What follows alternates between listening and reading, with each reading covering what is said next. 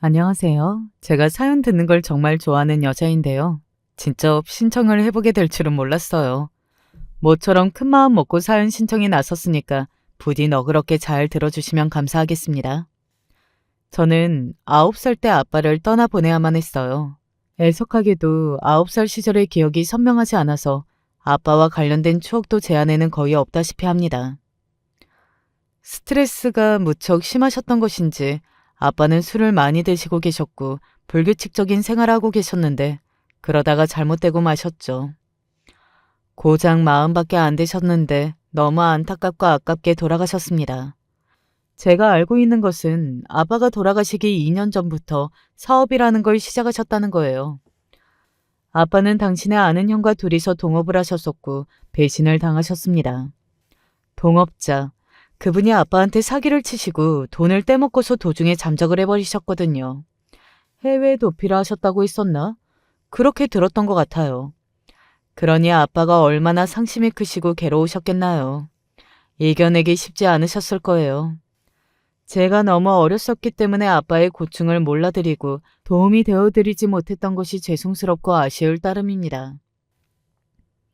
아빠가 돌아가신 후 저는 할머니와 단둘이 남겨졌죠. 아빠의 모친이신 제 친할머니이시고요.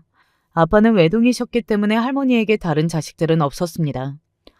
아빠 위로 원래는 고모가 한 분 계셨으나 어릴 적에 사고로 일찍 돌아가셨다고 했었네요. 할아버지는 지병을 앓고 계셨던 분이었는데 아빠가 성인이 되시기 전에 돌아가셨고요. 그리고 저에게는 외가가 없었습니다. 왜냐하면 엄마가 안 계셨으니까요. 남들에게는 다 있는 엄마가 저에게는 처음부터 없었기 때문에 그게 이상하다고 생각도 못하고서 자라났었네요.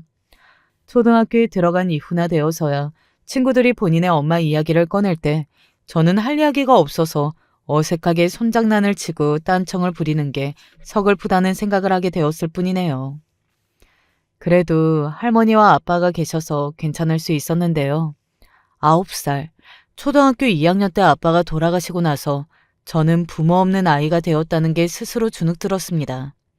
이제는 친구들이 엄마 이야기라 하든 아빠 이야기라 하든 저는 할 이야기가 없다 못해 자리를 슬쩍 피해야만 했죠. 우리 정님이 혹시 누구라도 학교에서 너 놀리고 못 살게 굴면 이 할머니한테 말해야 한다. 할머니가 다 혼내줄게. 너는 아무 걱정도 하지 마라. 그럴수록 할머니는 저를 감싸고 도셨습니다. 할머니는 키도 작은 편이셨고 몸집도 무척 아담하셨지만 아주 심지 곱고 단단하신 분이었습니다. 저는 할머니가 계셨기 때문에 외롭다는 걸 못 느끼고 자랄 수 있었던 것 같아요. 10살 때부터 낡고 작은 빌라에 할머니랑 저 이렇게 둘이 살았는데요. 할머니는 매일같이 거의 새벽처럼 일찍 일어나서 먼저 당신의 이부자리를 정리하신 뒤에 아침밥을 차리셨습니다. 반찬은 항상 별것 없었으나 할머니의 음식 솜씨가 좋았어요. 양념 간장을 얼마나 맛있게 만들으셨던지 몰라요. 돌아가신 할아버지가 원래 이북 출신이셨다고 하는데 그래서인지 할머니는 만두를 잘 빚으셨습니다. 당신 혼자서도 만두를 뚝딱 빚어내고는 하셨어요. 형편은 언제나 빠듯했지만 할머니의 넉넉한 인심과 정성이 들어간 만두가 쪄질 때 온통 따뜻하게 데워지는 집안 공기처럼 제 일상은 그렇게 온정이 넘쳤던 것 같습니다. 햇볕이 거의 들지 않던 빌라였기 때문에 할머니는 집에서 혹시 안 좋은 냄새가 날까봐 그것도 신경을 쓰시던 분이었죠. 나이 드신 분들이 그런 것까지 신경 쓰기란 쉽지 않은 법이잖아요. 그러나 할머니는 혹시나 집에서 냄새가 나서 그게 옷에도 번져 제가 학교에서 놀림을 받기라도 하면 어떡하나 그것을 염려하셨습니다. 우리 정님이 양말 이 할미가 깨끗하게 잘 빨아서 말려놨다. 봐라. 이러니까 새 것 같지? 우와, 진짜 새 것 같아요. 구멍난 바지도 할머니가 예쁘게 수선해 주셨잖아요. 할머니는 마술사 같아요. 마술사? 우리 정님이 덕분에 마술사라는 소리도 들어보고 이 할미가 호강하네. 할머니는 제가 입고 다니는 모든 옷, 양말, 심지어 신발까지 매일 세심하게 봐주셨어요.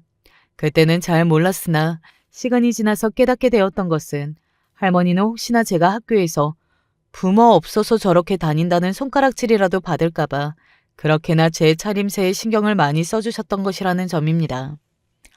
비싸고 좋은 옷, 그런 걸 사주실 수 없는 형편이니까 당신이 하실 수 있는 최선을 다해주셨던 거예요. 양말에 구멍이 없는지 항상 손을 넣어서 확인해 보셨었고요. 좁은 신발장 앞에 쭈그려 앉아 계시는 할머니의 작은 등, 그 뒷모습은 저에게 아주 익숙한 일상의 한 부분이었습니다. 할머니는 물걸레로 저의 운동화를 구석구석 꼼꼼하게 닦아주시면서 깨끗하게 관리를 해주셨었죠. 신발이 더러우면 주변에서 흉을 볼 텐데 우리 정님이 신발 오늘도 깨끗하게 닦아줘야지. 그렇게 제 운동화를 살펴주시던 할머니에게 저는 성장하면서 자라나는 제 발이 민망해서 죄송스럽게도 했었죠. 중학생이 되고 나서부터는 매일 교복을 입으면 되니까 그게 제 딴에는 안심이 되었어요. 이제 옷 걱정은 덜었다. 가난하지 않은 집의 아이들은 상상도 못할 것입니다. 가난 때문에 입고 다니는 옷이 걱정되어서 교복을 쌍수 들고 환영하는 그 입장을 말입니다. 제가 중학교에 입학한 이후로 방에는 항상 교복을 걸어두는 공간이 생겼어요. 할머니가 마련해 주신 것이었죠. 얼마나 제 교복을 소중하게 관리를 잘 해주셨는지 몰라요. 저는 한 번도 수선집에 가보지 못했던 게 할머니가 솜씨가 좋으셔서 뭐든 다 수선을 해주셨기 때문입니다. 교복도 마찬가지였죠. 처음에 입학할 때 사이즈를 넉넉하게 맞췄었지만 그럼에도 시간이 지나면서 제가 또 키가 조금 자란 덕분에 치마가 짧아지자 할머니가 밑단을 트어서 얼마나 야무진 솜씨로 감쪽같이 길이를 늘려주셨던지 모릅니다. 그 무렵부터 할머니는 주무시려고 누우셨을 때 끙끙 힘든 앓는 소리를 내기도 시작하셨었고요. 할머니는 고된 식당의 주방일을 다니고 계셨습니다. 그 이전에는 목욕탕과 건물 청소 일도 하셨었고요. 계단을 오르내리실 때 무릎에 불편함을 느끼셨고 그래서 아예 식당일 하나에만 정착을 하셨었는데 그마저도 점점 힘에 부치신 모양이었습니다. 나만 아니면 할머니가 이렇게 고생 안 하셔도 될 텐데. 할머니만 생각하면 너무 죄송스러워. 저는 할머니가 혹시라도 잘못될까봐 벌써부터 그게 걱정되기 시작하였어요. 왜냐하면 저에게는 할머니뿐이었으니까요. 할머니가 안 계시면 저는 세상에서 혼자였습니다. 할 수 있는 것이라고는 고작 할머니의 어깨를 주물러 드리는 것밖에 없다는 것이 속상했어요. 그래서 빨리 어른이 되고 싶다는 생각을 하게 됐었죠. 할머니에게 짐을 얹어주지 않는 제 앞가림을 제가 알아서 하는 어른이 되고 싶었거든요. 좋은 대학에 가서 효도하겠다는 목표를 가지고서 공부를 열심히 한 1년 정도 몰두를 하기는 했었는데요. 제가 중학교 3학년일 때 할머니가 처음으로 쓰러지셨어요. 덥디 더운 식당의 주방에서 무리를 하시다가 잠깐 쉬려고 밖에 나오시자마자 현기증으로 쓰러지셨다네요. 가뜩이나 무릎이 안 좋으신데 쓰러지시면서 하필 무릎도 다치셨고요. 속상하고 죄송해서 그때 얼마나 울었는지 모릅니다. 그리고 결심이 들었더랬죠. 어설프게 할 줄 아는 공부 따위 중요한 게 아니었습니다. 할머니가 살아계실 때 효도를 하고 함께 잘 지내는 것이 가장 중요했죠. 저는 고등학교에 진학한 이후로는 아르바이트를 다녔어요. 수업이 끝나면 고깃집으로 가서 홀서빙을 하고 불판을 갈았습니다. 손에 잡히는 것마다 전부 무거웠고 불은 뜨거워서 겁이 났었죠. 실제로 몇 번 불판을 갈다가 팔을 데인 적도 있었고요. 버스비가 아까워서 학교에서부터 고깃집까지, 다시 고깃집에서 집까지 다 걸어 다녔습니다.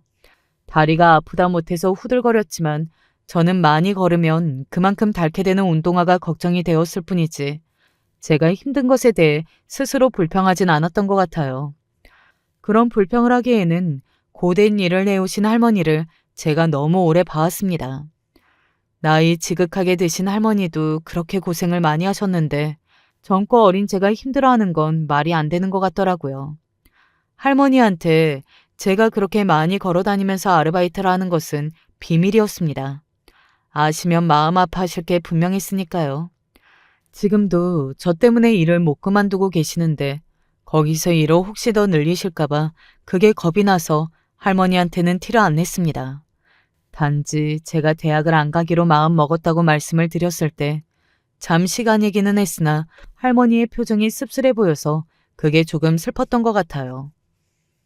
이 할미는 우리 정림이가 대학교에 다니면 참 좋을 거라고 생각했었는데.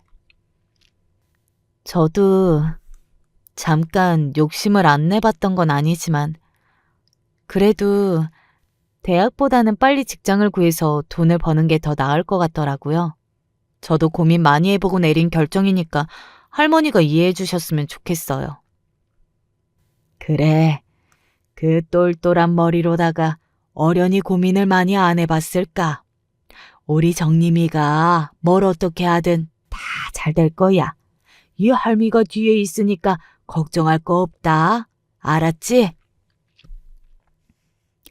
저야말로 할머니의 힘이 되어드리고 싶어서 그래서 대학을 진작에 포기했다는 건 굳이 말씀드리지 않았었네요.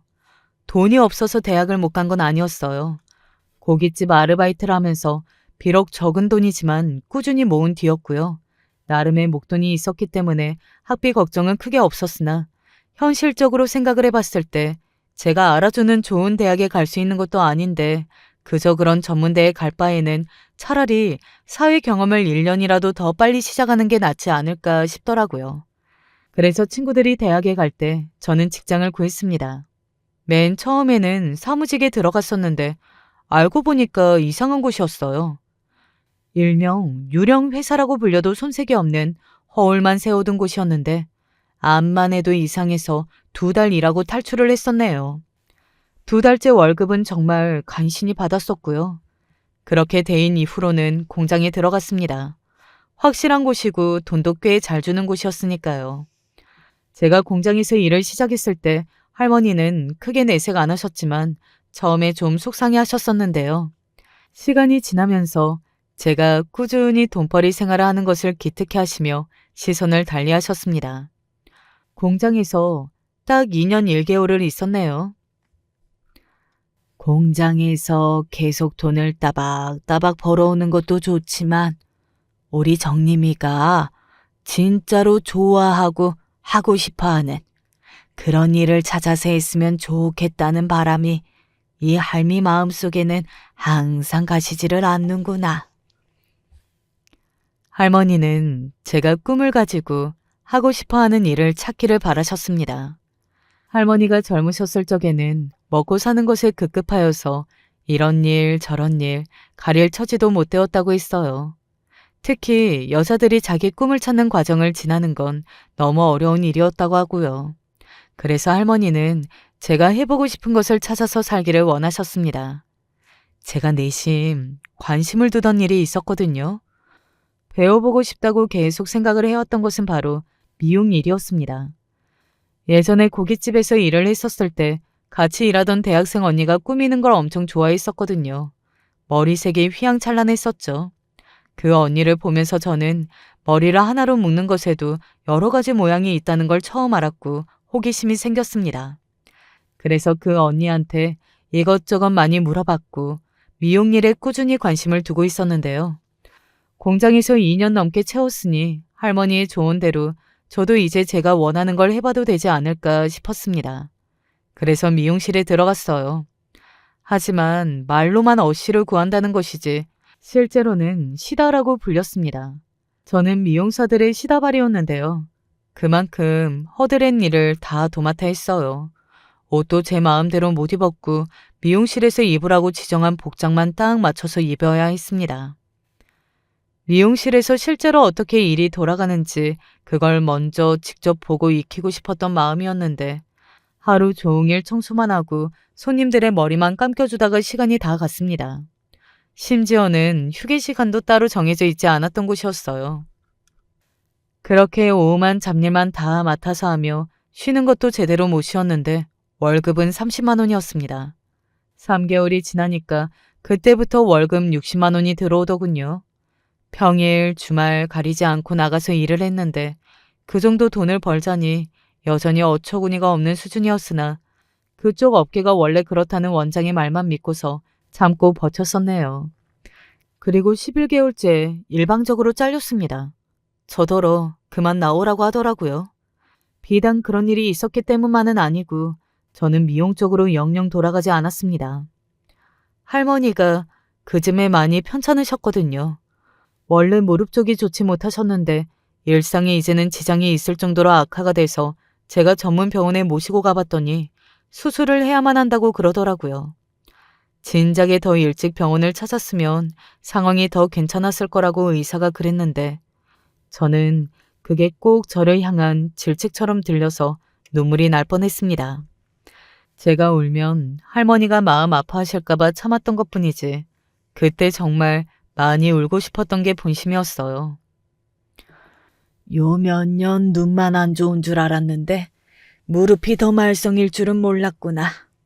정림아, 이 할미가 정말 미안하다. 아니에요, 할머니. 그런 말씀 마세요. 저 때문에 할머니가 아픈 것도 자꾸 참으시게 됐던 거잖아요. 저 위에서 억지로 참으셨던 거 제가 다 알아요. 제가 죄송하죠. 나는 그냥 수술 안 받으련다. 받는다고 해서 내가 얼마나 더 잘 살겠니? 그냥 약이나 좀 챙겨 먹으면서 그냥 그렇게 살고 싶어.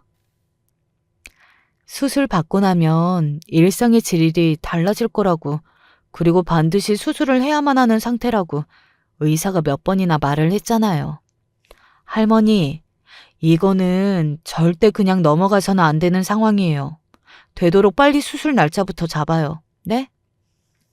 그게 어디 한두 푼 드는 수술도 아니고 어떻게 우리 정님이 수술도 아니고 이 할미가 수술에 그런 돈을 써? 안 된다. 나는 못한다. 아무리 그렇게 고집 피우셔도 저는 할머니 수술 시켜드릴 거예요. 저 돈 많아요. 저는 고민도 하지 않았고 아주 완강하게 할머니의 수술을 밀어붙였습니다. 원체 건강이 좋지 못하셨던 분이건만 제가 제 생활에만 신경 쓰느라 할머니의 건강을 챙겨드리지 못했던 게 너무나도 죄스럽고 스스로가 한심했어요. 돈 엄청 많이 모아놨으니까 걱정은 전혀 하실 필요가 없다고 할머니를 안심시켜드리면서 그렇게 수술에 들어갔었죠. 알아주는 전문 병원에서 하는 비싼 수술인데도 혹시나 할머니가 잘못되실까봐 그 와중에도 얼마나 겁이 났던지 몰라요. 수술 전날에도 저는 잠을 한숨도 못 잤었네요. 천만다행히도 수술은 성공적이었고 다른 병원들도 돌면서 할머니의 건강 상태를 다 점검했습니다. 그때 돈도 많이 깨졌어요. 모아놨던 게 있어서 다행이었으나 괜히 미용 쪽으로 가보겠다고 설쳐서 거의 1년을 허비한 게 아깝고 후회돼서 미칠 것 같았습니다. 남들에게는 20대 초반의 1년을 날려버리는 게 아무렇지 않을 수 있겠지만 저한테는 아니었거든요. 하루하루 발버둥 치면서 노심초사하기 바쁜데 그렇게 아등바등 사는 과정이 쌓이고 또 쌓여야 비로소 남들 수준으로 비슷하게 맞춰지는 건데 거의 1년이나 허비를 했었으니 너무 많이 이제는 뒤처진 느낌이 들어서 무서울 정도였습니다. 차라리 공장을 계속 쭉 다녔다면 나았을 거라는 생각이 들어서 우울했죠. 어쨌든 할머니의 무릎 수술이 잘 되었고 경과도 쭉 괜찮아서 그게 다행이라고 생각을 하고 있을 그 무렵에 오래 살았던 집을 나오게 되었어요. 아빠가 돌아가시고 이듬해부터 할머니와 살았던 좁지만 안락한 보금자리가 재개발 때문에 없어지게 됐거든요. 전부터 재개발이 들어간다 어쩐다 말만 많았고 진행이 지지부진해서 계속 쭉 살 줄 알았는데 결국 확정이 났습니다. 그리고 보상금은 놀라울 만큼 적은 금액이었어요. 그 집에 할머니와 처음 살기 시작했을 때하고는 이제 물가 차이가 하늘과 땅 차이였건만 어떻게 그 정도의 보상금만 꼴랑 나올 수 있는지 망연자실했습니다. 그러나 질기게 버틸 마음까지는 없어서 할머니와 그곳을 떠났습니다. 세월이 흘러서 이제는 장롱이며 텔레비전도 번듯하지 못한 상태였죠. 낡은 집에 비해 유독 번듯했던 그것들은 아빠가 돌아가시기 전에 구입했던 것들이었습니다. 이쯤에서 밝히는 거지만 사실 원래는 형편이 제법 넉넉했었거든요. 아빠가 벌리신 사업이라는 게 그렇게 망하는 바람에 재산이 다 날아갔지만요. 그 이전까지는 제법 잘 살았고 그래서 저의 아주 어릴 적 사진을 보면 배경 장소라든지 입고 있는 옷들이 전부 근사했답니다. 하지만 그건 이미 옛날 옛적에 지나버린 일이었고 과거에 미련을 둬봤자 아무 소용이 없는 것이었죠. 아빠가 돌아가신 이후로 할머니는 항상 그런 생각으로 일을 열심히 다니시며 저를 키우셨다고 그러셨어요. 과거는 이미 다 지나간 것이니 아쉬워 말고 안타까워 말고 그냥 현재를 묵묵하게 살아가야 한다고요. 그렇게 마음가짐을 잡수시지 않았다면 고된 하루하루가 너무 버티기 힘들었기에 그리 하셨던 것 같습니다. 새로운 동네의 신축 빌라 생활은 할머니는 퍽 낯설어 하셨어요. 조금 우울해 보이시기도 해서 제 마음이 좋지 못했습니다. 그때부터 컨디션 관리도 잘 안 되셨거든요. 당시에는 이제 연세가 많으시니까 자연스레 그렇게 된 줄로만 생각을 했었는데 나중에 돌아보니 바뀐 주거 환경 때문에 마음이 울적하셔서 몸도 그렇게 되셨던 것 같더라고요. 제가 진작 알아차렸다면 조치를 취했을 텐데 그러지 못했었네요. 그런 줄도 모르고 저는 일을 열심히 다녔습니다. 모양새라도 번듯하게 일을 다녀볼까 싶어서 다시 용기를 내어 사무직 일자리를 찾아다녔었죠. 예전에 사무직 일이라고 하면 별로 안 좋은 기억이 있어서 망설여졌었는데 간신히 구했던 이번 일도 거의 마찬가지였습니다. 제가 사무직 일 쪽으로 너무 운이 없는 사람이었나 봐요. 급여는 최저시급에 딱 맞춰주면서 출근은 정시보다 30분 일찍 해야 하고 퇴근은 정시가 없었으며 기약조차 없었습니다. 추가 수당이라는 개념은 있지도 않았고요. 일은 죽도록 시키면서 대우는 형편없었죠. 그런데다가 고졸 인력은 엄청나게 차별하면서 낮잡아 보았어요. 심지어는 커피 타오기부터 시작해서 아주 개인적인 심부름까지 시켰습니다. 심부름까지는 참고서 하겠는데 상사의 초등학교 자녀의 숙제까지 제가 해주면서 속으로 오만 자괴감이 달 들더군요. 꾹 참고 일하다가 남자 상사들이 모여서 담배를 피며 저를 비롯한 여직원들을 대상으로 자기들끼리 저급한 농담을 주고받고 음흉한 계획까지 세우고 있다는 걸 들어버려서 그날부로 그만뒀습니다. 미용실에서의 경험으로 아닌 것 같으면 굳이 참을 때까지 참고 일을 할 필요가 없다는 걸 알게 됐거든요. 이후에는 공공기관에서 잠시 일을 했었고요.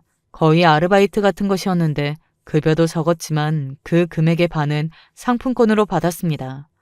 어떻게 월급의 절반을 상품권으로 줄 수 있었을까요?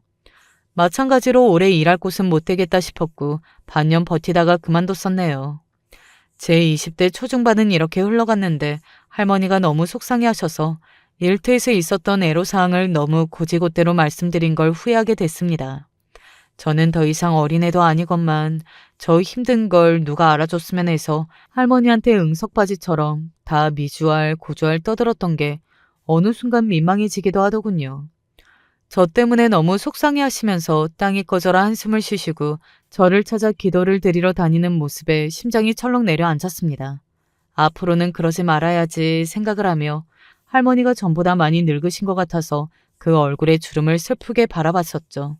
마음 굳게 먹고서 저는 햄버거 가게에서의 일을 시작했었어요. 꾸준히 일만 성실하게 하면 계속 승진할 수 있는 구조라고 했고 돈도 계속 많이 받는다고 들었거든요. 그래서 들어간 햄버거 가게였는데 제법 일이 할만했고 어쩌다 보니 근무 시간은 오전과 낮 시간대로 고정이 되었습니다. 원래는 마감 교대 근무도 있었는데 매장 상황상 제가 마감에는 빠지게 됐었죠. 자연스레 시간이 비게 되었고 저는 돈을 더 많이 벌어둬야 한다는 생각이 들었어요. 할머니가 언제 어떻게 편찮으실지도 모르고 한 살이라도 내가 젊을 때 돈을 한 푼이라도 더 많이 벌어둬야 돼. 쉬어봤자 뭐래. 시간만 아깝지. 전에 살던 동네에서 할머니가 유독 친하게 지내셨던 이웃 할머님이 계셨는데 그분이 요양시설에 들어가셨던 소식을 접했거든요. 할머니보다 고작 2살이 더 많으신 분이었건만 갑자기 그런 소식이 들려오니까 마음이 씁쓸하더라고요. 언젠가는 할머니도 혹시 요양시설에 가셔야만 하는 상황이 닥치실 수도 있고 상상하기도 싫지만 돌아가시는 날이 올 텐데 그럼 혼자 남겨진 저는 제 스스로를 먹여 살리고 인생을 살아야 했으니까요. 뭘로 따져봐도 돈이 준비가 되어 있어야만 했습니다. 그런 생각으로 저녁에도 나갈 일을 구했었습니다. 그게 바로 호프집 아르바이트였어요.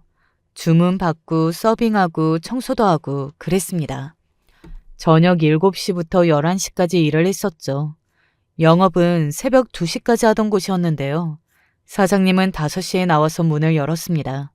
30대 남자 사장님과 제가 개인적으로 친하지는 않았어요. 당연했죠. 그저 사장과 아르바이트생 그 정도로만 지내고 있었는데 어느 날 일이 생겼어요. 화장실이 건물에 딸려있는 외부 화장실을 썼거든요. 제가 일하다가 화장실을 갔는데 어떤 술 취한 손님이 저를 따라 나왔던 거예요. 희롱이어도 무서웠을 텐데 저한테 욕을 하고 소리를 지르면서 다짜고짜 때리려고 들었습니다. 공포 그 자체였네요. 얻어맞을 뻔한 저를 구해주러 나타났던 게 바로 사장님이었죠. 정림아, 너 괜찮아? 어디 다친 곳은 없어? 네, 괜찮아요. 사장님이 와주신 덕분에 살았어요. 아, 다행이다. 나는 너 무슨 큰일이라도 당한 줄 알고 방금 전에 얼마나 심장 떨렸는 줄 알아? 너 오늘 일 더 하지 말고 그냥 앉아서 쉬다가 일찍 들어가라. 시급은 11시까지 일한 걸로 쳐줄 테니까. 안 그러셔도 되는데요. 저 진짜 괜찮아요. 내가 안 괜찮아서 그런다. 내 마음이 불편해서 그런 거니까 내 말대로 해. 알았지? 네, 알았어요, 사장님. 정말 감사합니다. 저는 사장님에게 그런 면모가 있던 줄은 처음 알았고 가슴이 두근거렸습니다. 그날 이후로 사장님은 저를 보며 환하게 웃어주었고 농담도 잘해주었으며 가끔 제 머리를 쓰다듬어 주었어요. 일 잘한다, 착하다, 성실하다. 그러면서요. 혹시 사장님이 저를 좋아하는 건가 싶을 때도 있었지만 착각이겠거니 했습니다. 무엇보다 사장님은 저보다 10살이나 많았거든요. 연애 대상으로 보기에는 서로 무리이지 않나 싶었는데 확실해지는 일이 있었어요.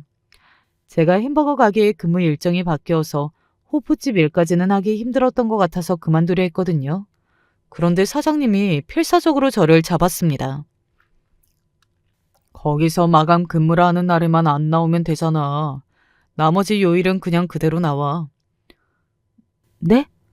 그럼 들쑥날쑥해서 저 때문에 사장님이 불편하실 텐데요. 귀여운 정님이 편히 하나를 설마 못 봐줄까봐? 오빠 그렇게 째째한 남자 아니야. 사장님은 저에게 다 맞춰주었고 무엇보다 본인을 오빠라고 부르라고 했어요. 제가 머뭇거리자 형제가 없는 저에게 친오빠 같은 존재가 되어주고 싶었을 뿐이라고 그랬죠. 부모의 형제가 없고 할머니의 손에 자란 저의 처지를 잘 알고 있었기 때문입니다. 솔직히 말해서 의지가 됐었어요. 할머니가 떠나시면 혼자 남겨질 저의 모습을 자꾸만 상상해보게 됐고 그게 가장 두려웠거든요. 나이 차이가 꽤 났으나 오히려 그렇기 때문에 듬직한 어른으로 느껴졌습니다. 결국 사귀게 되었고 몇 달 지나지 않아서 곧장 결혼하자는 소리를 듣게 됐었죠. 정림아, 네가 오빠 마음을 모르냐? 나한테는 너밖에 없고 결혼해서 진짜 내 모든 걸 너한테 바치고 싶다. 한 남자에게서 온전한 사랑을 독차지할 자격이 너란 여자에게는 있어. 네가 그걸 알아야 돼. 자신감을 가지고 하루빨리 얼른 나랑 결혼하자. 나는 시간 끌고 그러는 거 별로 안 좋아하는 상남자야. 그때는 왜 그딴 멘트에도 가슴이 떨렸을까요? 지금 생각하면 웃음밖에는 안 나오지만 그때는 그냥 못 이기는 척 끌려가고만 싶었나 봅니다. 결혼을 해서 제 가정을 꾸리고 할머니라 안심시켜드리고 싶은 마음이 크기도 했었고요. 할머니가 기력을 하루하루 빨리 잃어가시는 게 제 눈에 보였고 그럴수록 저는 초조해져 갔습니다. 결혼 이야기를 꺼냈을 때 할머니는 놀라시며 눈물을 글썽이시더니 돌아가신 아빠가 보고 싶다고 하셨습니다. 한 번도 제 앞에서 그런 말씀하신 적이 없었거든요. 할머니가 그렇게 말씀하시자마자 저도 따라서 눈물이 났고 문득 지금이라면 제 엄마라는 분에 대해 여쭤볼 수 있겠다 싶었습니다. 저는 엄마에 대한 기억이 없기도 했고 엄마 이야기를 하는 게 할머니한테 죄송스러운 일일까봐 자세히 여쭤본 적이 없었거든요. 어떤 분이셨냐고 조심스레 여쭈어보았더니 할머니가 머뭇거리시다가 당신의 서랍장을 한참 뒤지셨고 낡은 사진을 한 장 찾으셨어요. 그건 놀랍게도 아빠와 엄마 그리고 갓난아기 였던 저까지 셋이 함께 찍은 사진이었습니다. 처음 보는 것이었죠. 제가 아기였을 때 부모님이 이혼하신 것만 알았지 가족 사진이 존재한 줄은 몰랐습니다. 이분이 제 엄마세요? 저하고 별로 안 닮았네요. 우리 정림이는 얼굴이 아빠를 닮았잖니. 대신에 팔다리는 네 엄마를 닮은 것 같아. 아주 팔다리가 길쭉했거든. 무슨 옷을 입어도 태가 났었지. 그거 외에는 어땠었는지 이제는 기억도 안 난다. 너를 낳고서 지독하게 후회했다는 것만은 잘 알지. 다 버리고 새 인생 찾아서 떠나고 싶어 했었어. 솔직히 어렸을 때는 속으로 제 엄마라는 분이 원망스러웠어요. 아빠랑 저를 버리고 가신 거니까요. 그런데 제가 나이가 들고 보니까 저를 낳으셨을 때 엄마가 너무 어린아이셨더라고요. 새 인생 찾고 싶으셨던 거 이해 가요. 어딘가에서 잘 살고 계셨으면 좋겠네요. 저도 결혼해서 인생 2막을 멋지게 잘 살아볼 테니까요. 우리 정님이 이 할미가 해준 것도 없는데 어쩜 이렇게 기특하게 잘 컸을까.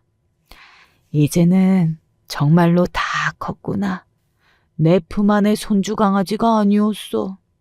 그래, 결혼해서 잘 살거라. 그러면 이 할미가 더 이상 소원이 없다. 그렇게 저는 엄마의 이야기를 듣고 나서 결혼을 하게 됐습니다. 할머니한테 죄송하게도 남편 나이를 10살이 아니라 8살 차이인 것처럼 속였었죠. 할머니와 저를 안심시켰던 건 시어머니의 존재였을 거예요. 앞으로는 아무 걱정 마세요. 제가 며느리를 딸처럼 생각하고 정말 아껴줄게요. 시어머니의 말씀에 할머니가 무척 감동을 받으셨고 저 또한 행복했습니다. 시아버지는 이혼 후에 새로 가정을 꾸리신 분이었고 그래서 시어머니만 계셨는데 낯설고 어색했지만 먼저 다가와 주셔서 기뻤어요. 그래서 남편하고 빨리 결혼할 결심을 확 굳혔던 것도 있었고요. 아빠는 아주 어렸을 때 함께 해봤지만 엄마하고는 기억이 없었으니 시어머니 덕분에 제가 엄마 같은 존재를 가져본다고 그렇게 생각했었죠. 푸근하신 시어머니와 기댈 수 있는 상남자 남편. 저는 결혼을 잘했고 좋은 안시처를 찾았다고 믿었습니다. 하지만 결혼하고 몇 달이 지나자 남편은 본색을 드러냈어요. 남편은 통제 욕구가 강한 사람이었고 저를 자기 뜻대로 조종하려 들었어요. 그게 안 되면 수틀려서 바로 눈 돌아가고 손부터 나갔습니다. 호프집에서 일을 하는데 남자 손님이 제 손을 만지작거리자 남편이 저를 뒤로 데려가서 바닥에 내동댕이 쳤어요. 그리고 제 손을 발로 짓밟았습니다. 저한테 상스러운 욕을 하면서 해픈 여자라고 그랬어요. 처음에 저는 제가 무슨 잘못이 있다고 이러나 대체 왜 오해를 하는 건가 이걸 궁금해했었지만 결국 남편은 그냥 저에게 모든 탓을 하고 싶었던 것뿐이었죠. 저를 쳐다보고 말을 붙이고 어깨동무를 일방적으로 하던 술 취한 행인한테는 찍소리도 못하면서 저한테는 해프다고 하면서 욕실에 저를 밀어놓고 찬물 샤워기를 틀면서 더러운 걸 씻어야 된다. 그러고 제가 억울하다고 하면 때렸습니다. 저는 덜 맞으려고 그냥 무조건 잘못했다고 하게 됐죠. 잘못했지? 네가 네 잘못도 인정했네. 너는 왜 자꾸 잘못을 할까? 대가리가 왜 그렇게 나빠? 무서워서 잘못했다고 빈 것을 빌미 삼는 아주 저질스러운 남자였습니다. 처음에는 저를 때리고 나서 사랑해서 그랬다고 했었죠. 저를 너무 사랑하는 마음이 주체가 안 돼서 그런 거니까 봐달라고 그랬었습니다. 미안하다면서 무릎을 꿇은 적도 있었고요. 그때 넘어갔으면 안 됐는데 제가 한참 바보였던 거예요. 남편은 나날이 본색을 드러내며 더욱 심해졌을 뿐입니다. 얼굴을 맞아서 일을 못 나갔을 땐 집에 있었는데 그건 갇혀있는 거였어요. 시어머니가 저를 감시했거든요. 할머니 앞에서 부렸던 가식을 벗어던진 시어머니의 진짜 얼굴은 표독스러웠습니다. 쥐뿔 아무것도 없는 게 감히 우리 아들을 후려?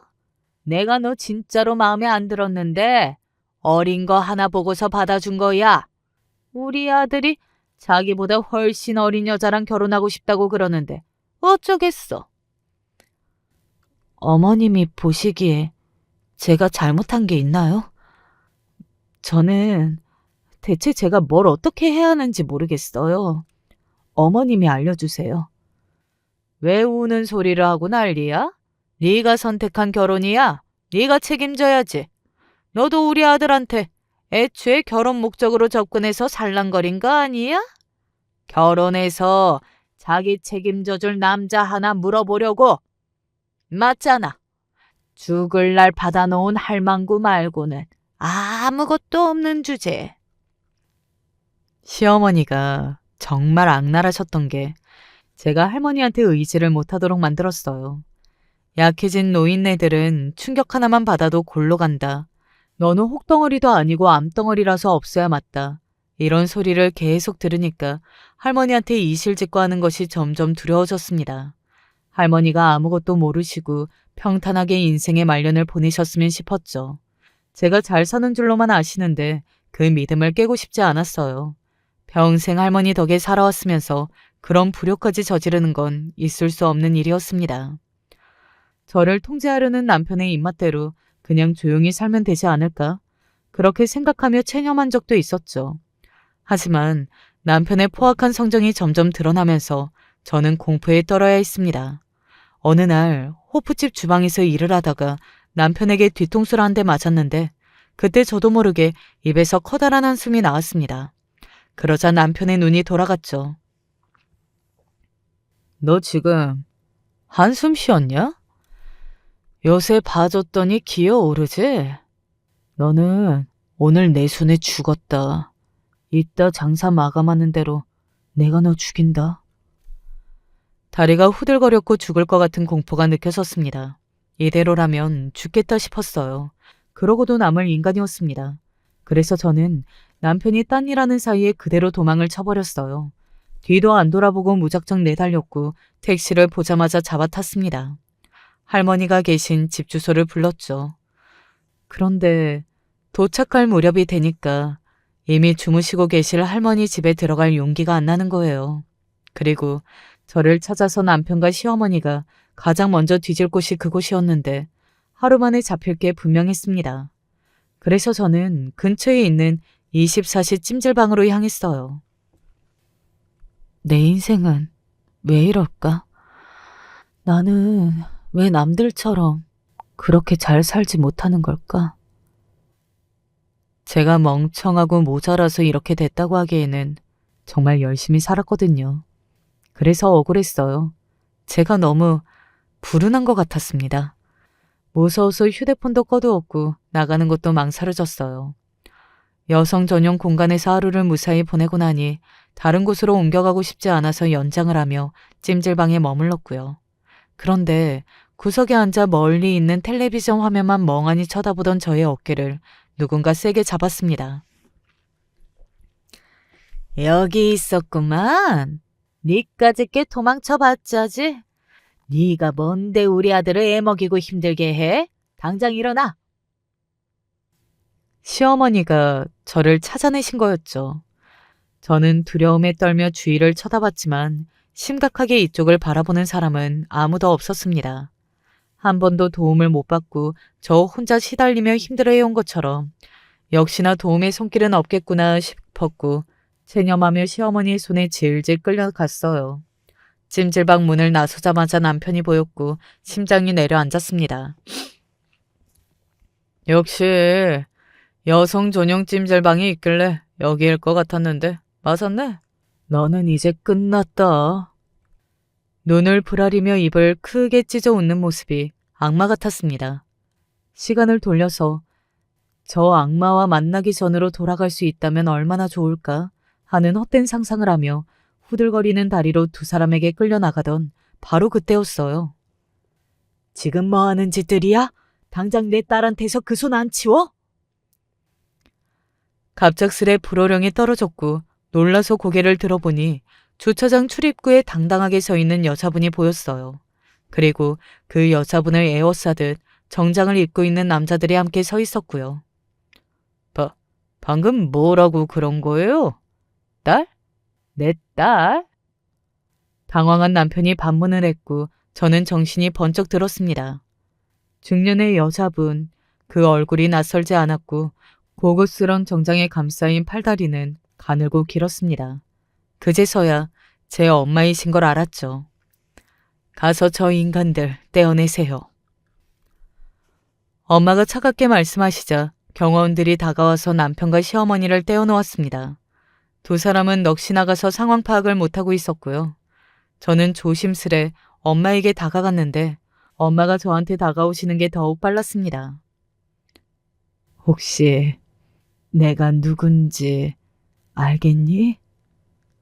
엄마의 조심스러운 물음에 저는 주책맞게도 울음이 터질 것 같아 입을 꾹 다물고 고개만 끄덕였습니다. 그러자 엄마 또한 울컥하신 얼굴이 되었죠. 잠깐, 대체 누구신 거예요? 이게 무슨 경우랍니까? 누구냐고요? 처음 뵙겠습니다, 사돈. 제가 정림이의 엄마입니다. 네? 엄마?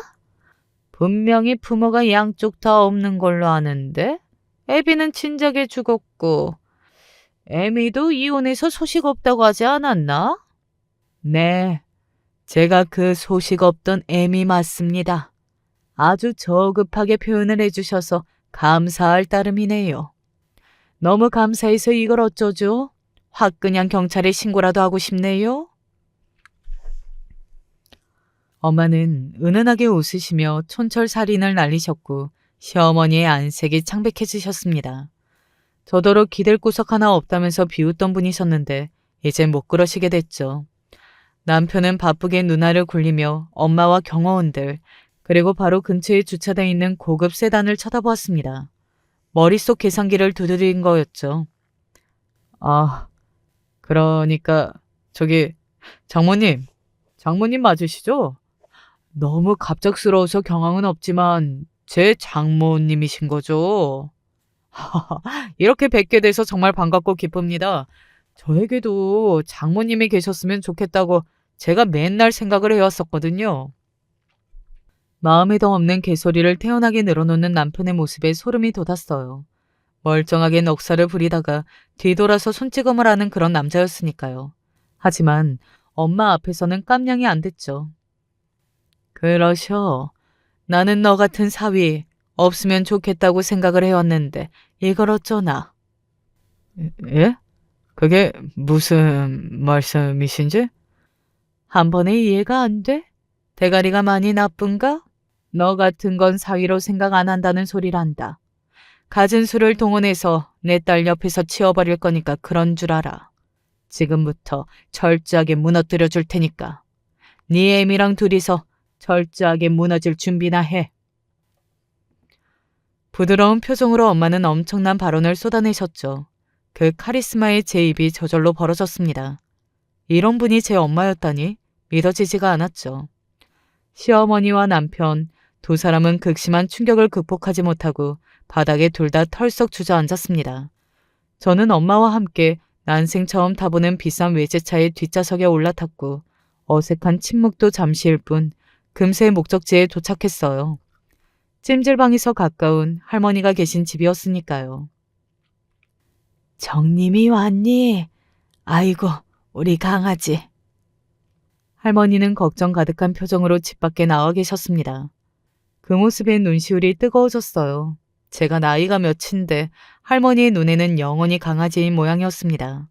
집 안으로 들어가 저는 할머니와 나란히 앉았고 맞은편에 엄마가 앉으셨습니다. 그 자리에서 저는 이 상황이 어떻게 된 것인지 듣게 되었어요. 우선 제가 결혼하고 나서 할머니가 엄마한테 연락을 하셨었대요. 아주 옛날에 들고 계셨던 주소로 편지를 붙이셨다고 합니다. 그 주소지에는 엄마의 친척분이 살고 계셨고 편지를 전해주셨던 거예요. 내가 정신이 자꾸 깜빡깜빡하는 것이 영 불안하더라. 그래서 나 말고도 이제는 우리 정림이한테 누가 있어야 할 것 같았어. 제가 티를 전혀 안 냈다고 생각했건만 할머니는 뭔가 눈치를 채셨었나 봐요. 결혼하고 난 뒤 제가 친정이라는 단어를 자꾸 입에 올렸고 그때마다 목소리가 가라앉아 있길래 할머니는 계속 신경이 쓰이셨다고 합니다. 그래서 엄마를 찾아보신 거였고요. 편지를 받고서 엄마는 당장 할머니를 찾아뵈었습니다. 오랜 세월 용기를 내지 못했었고 이제는 내 자식을 다시 마주하고 싶다는 것 자체가 나의 욕심인 것만 같기도 해서 만나지 못하고 가슴속에만 묻어뒀었지. 엄마는 지난 세월 제가 궁금하셨으나 버리고 떠난 삶의 미련을 갖지 않으려고 애를 쓰셨었대요. 그러다가 할머니의 편지를 받고 움직이셨던 것이죠. 두 분은 그때 많은 대화를 나누셨고 만약에 할머니가 잘못되시면 엄마가 제 앞에 나타나 보호자가 되어주시기로 그렇게 정해졌었나 봐요. 할머니는 고민하시다가 저한테 언지를 미리 주시려고 마음을 굳히셨는데 일어나서 바로 저한테 연락을 하셨지만 휴대폰이 꺼져 있던 거예요. 게다가 제 시어머니와 남편이 연락을 하면서 제가 할머니한테 와 있는지 떠봤죠. 그도 모자라서 저녁 시간에 할머니를 찾아왔고 이 집에 제가 있는지 없는지 살피고 나갔습니다. 그때 왠지 안 좋은 예감이 들어서 할머니는 저한테 무슨 일이 있냐고 캐물으셨대요. 그러자 남편이 살벌한 표정을 지으면서 대답도 안 하고 그냥 코웃음만 치고 나가더랍니다. 그 무서운 표정에 놀라신 할머니는 고민을 하시다가 엄마한테 연락을 하신 거였죠. 상황이 이런데 어쩌면 좋냐고요. 엄마는 직감적으로 제가 일부러 가출한 것이라고 파악을 하시고는 저를 찾아 나서셨습니다. 그리고 마침 제가 시어머니와 남편에게 끌려가던 차에 저를 찾아냈던 것이었고요. 찜질방이 근처에 생겼을 때 제가 무척 좋아했고 몇 번 할머니를 모시고 같이 가기도 했었는데요. 할머니가 문득 그게 떠오르셨대요. 저를 찾으며 돌아다니시던 엄마한테 할머니가 그 이야기를 해주셔서 상봉이 이뤄질 수 있었던 거예요. 미안하다. 그동안 나를 많이 원망했겠지. 용서해달라고 하네. 다만 앞으로 조금이나마 너에게 갚아나가며 살 수 있도록 해주겠니? 저는 엄마 원망 안 해요. 제 엄마이시기 전에 한 여자이셨잖아요. 어리셨잖아요. 창창한 앞날, 새로운 인생, 그런 걸 찾아서 떠나신 엄마를 저는 여자 대 여자로서 원망할 수가 없어요. 잘하신 거라고는 말씀드릴 순 없지만 적어도 원망은 안 합니다. 제가 진심으로 말씀드렸을 때 엄마는 흐느껴 우셨습니다. 엄마는 부잣집 고명딸이었고 아빠는 가난한 집의 외동아들이었죠. 엄마는 고작 20살 나이에 8살 연상의 아빠를 만나 열렬한 사랑에 빠졌습니다. 연애만으로도 집안의 반대가 거셌다고 해요. 그런데 엄마의 뱃속에 제가 생겼던 것이죠. 호적에서 파버리겠다는 거센 반대에도 불구하고 엄마는 아빠를 선택했고 뱃속에 생명을 낳기로 하셨습니다. 그렇게 태어난 저였어요. 하지만 현실은 냉정했고 부잣집 딸로 태어나고 자란 엄마에게 그 현실의 벽은 너무 막막했어요.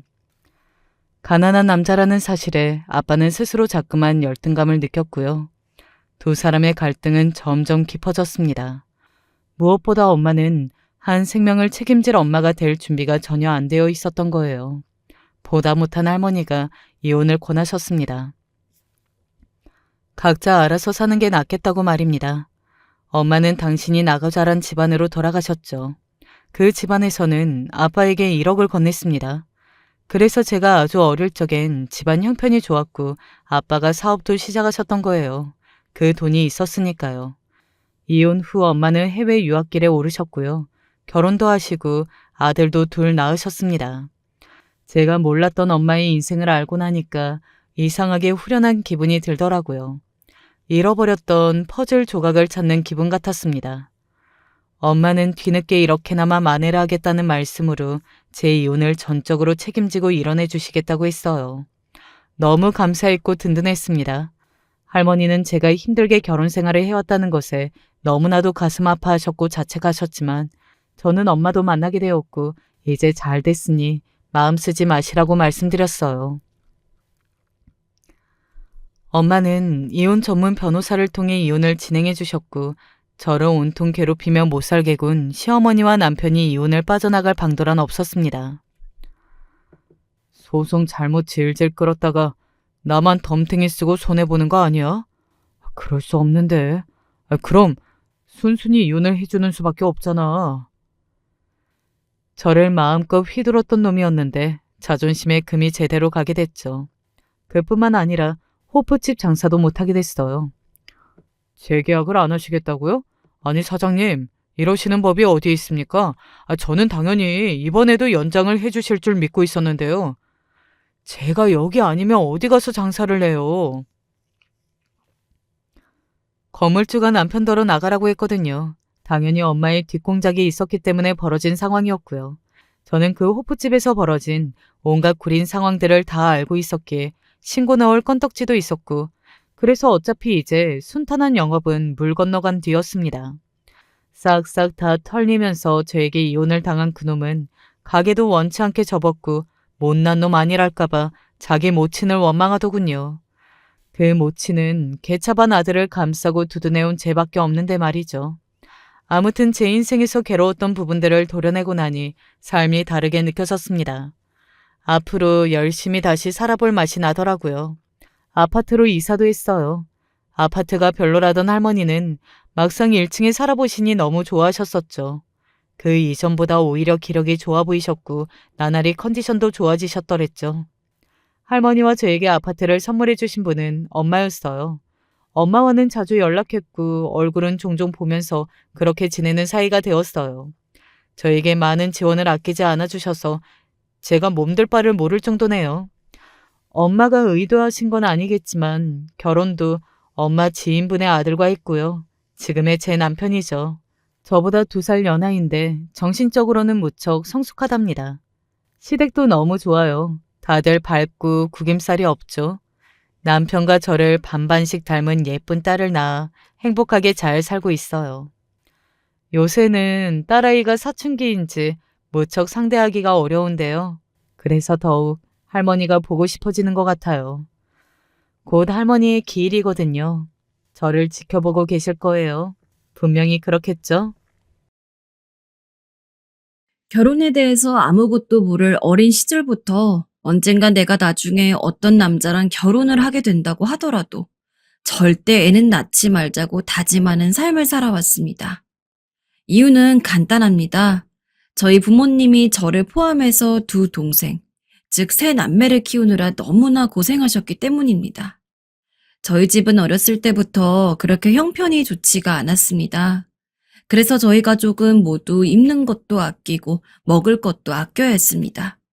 가끔 저희 생일 때는 부모님이 힘들게 모은 돈으로 고기 같은 걸 맛있는 걸 먹기도 했지만 그나마도 눈치가 보여서 많이 먹을 수도 없었고 게다가 저는 장녀였습니다. 사는 게 힘드셨던 부모님은 장녀인 제게 어떠한 희생을 바라고는 하셨죠. 네가 누나잖아. 그러니까 동생한테 양보해야지. 원래 누나는 그렇게 하는 거야. 네, 알겠어요. 누군가가 보기엔 별 문제 아니었을 수 있습니다. 하지만 제게는 아니었습니다. 다 커서 생각해보는 지금도 그 당시가 너무 힘들었습니다. 그나마 지금은 어른이라 그러려니 하고 지나가지 그때는 실제로 나이가 어렸기에 더욱 견디기 힘들었습니다.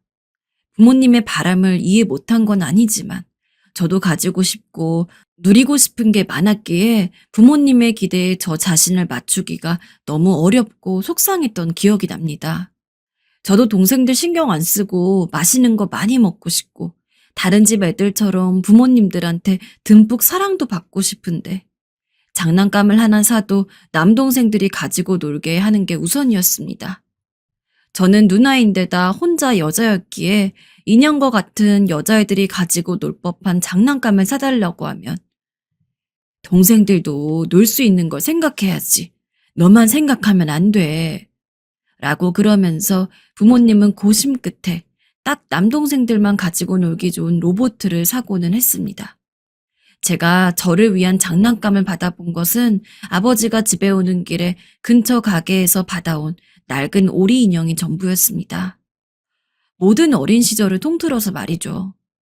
그런 상황에서 제가 나도 장난감 가지고 놀고 싶다고, 나는 로보트 같은 거 관심 없다고 떼를 쓰면 부모님은 늘 누나가 돼서 그런 것도 동생한테 양보 못하고 어떡해?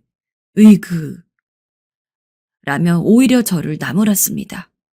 그럴 때마다 저는 제가 욕심쟁이가 된 것 같은 기분에 사로잡힐 수밖에 없었죠.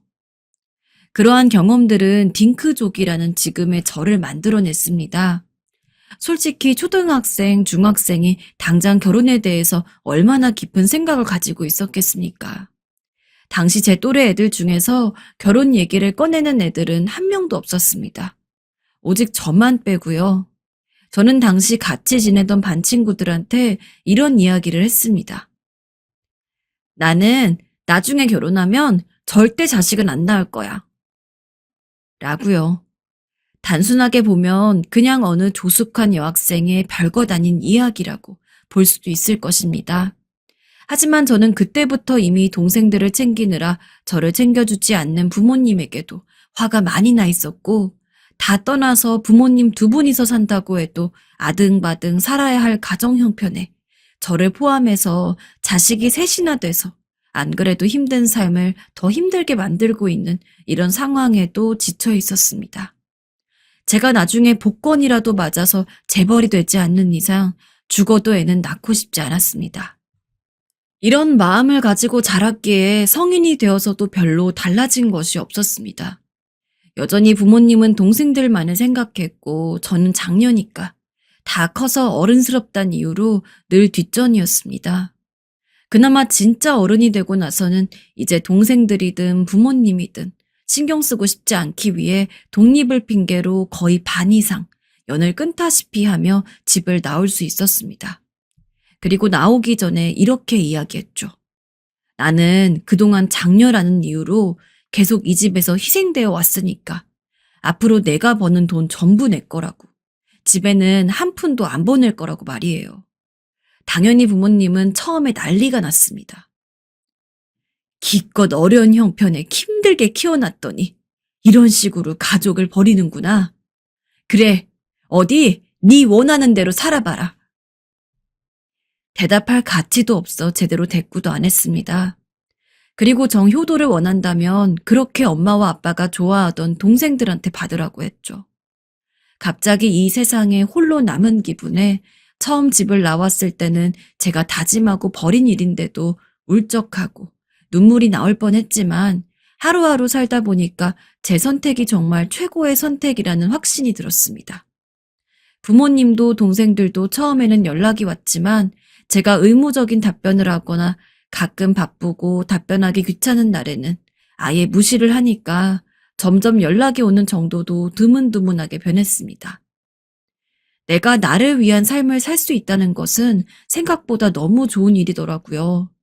그동안은 크고 작은 것부터 전부 동생 위주로 맞춰야 했기 때문에 어릴 적 장난감 같은 것은 물론이고 커서는 학원 하나 제대로 못 다니면서 온전한 제 것을 제대로 가져본 적이 없었는데, 비록 없는 형편에 쥐꼬리만한 월급 받고 월세, 생활비에 이것저것 나가고 나면 수중에 남는 돈도 얼마 없는 힘든 삶이었지만 그럴지라도 지금이 훨씬 행복했습니다. 뭐 집에 남아 있었다고 해서 부유하게 살 수 있던 것도 아니었으니까요. 지금 남편을 남자친구로서 만나기 전까진 비혼주의에 가까웠습니다. 회사에서 만난 동료들과도 가끔 결혼 이야기를 하다 보면 저는 언제나 나는 결혼할 생각 없어 라고 이야기했으니까요. 물론 극단적인 비혼주의는 아니었기에 당연히 좋은 사람 있으면 결혼을 할 수 있겠다는 생각도 했지만 솔직히 자기 혼자 먹고 살기도 힘든 상황에서 정말 믿을 수 있고 신뢰할 수 있는 상대방을 만나기란 굉장히 어려운 문제이지 않습니까? 게다가 제가 부모님과 동생들과 살아오면서 경험해 온 것도 있고요. 그래서인지 애인을 사귀더라도 그 사람과 연애 이상의 먼 미래를 기대해 본 적은 거의 없었습니다. 만약 결혼은 하더라도 애는 절대 낳지 않을 거라는 일념 하나만은 확고했던 저랑은 전혀 맞지 않았죠. 그러던 중 이제까지 만났던 다른 남자들과 달리 남편만이 유일하게 자신은 결혼을 하더라도 애는 안 낳는 딩크족으로 살고 싶다고 말을 했었습니다. 애가 있다고 해서 나쁠 것 같진 않지만 솔직히 결혼하고 나서 부부끼리 사는 것도 힘든 상황에서 애를 낳는다고 좋아지는 건지도 잘 모르겠고 내가 정말 좋은 부모님이 될 자신이 없어. 그럴 바에는 차라리 안 낳는 게 낫지. 남편은 저와 비슷한 사고방식을 가지고 있었습니다. 그런 이야기를 듣고 나니까 오히려 이 사람이랑 결혼해도 되겠다는 생각이 들더라고요. 그런 가치관뿐만 아니라 남편은 자기 일에 무척 성실한 사람이었고 나쁘게 보면 융통성이 없고 고집이 세지만 좋게 보면은 뚝심이 있고 자기가 결심한 바를 쭉 밀고 가는 힘이 있는 사람이었습니다. 남편으로서 괜찮은 사람이었다고 생각했죠.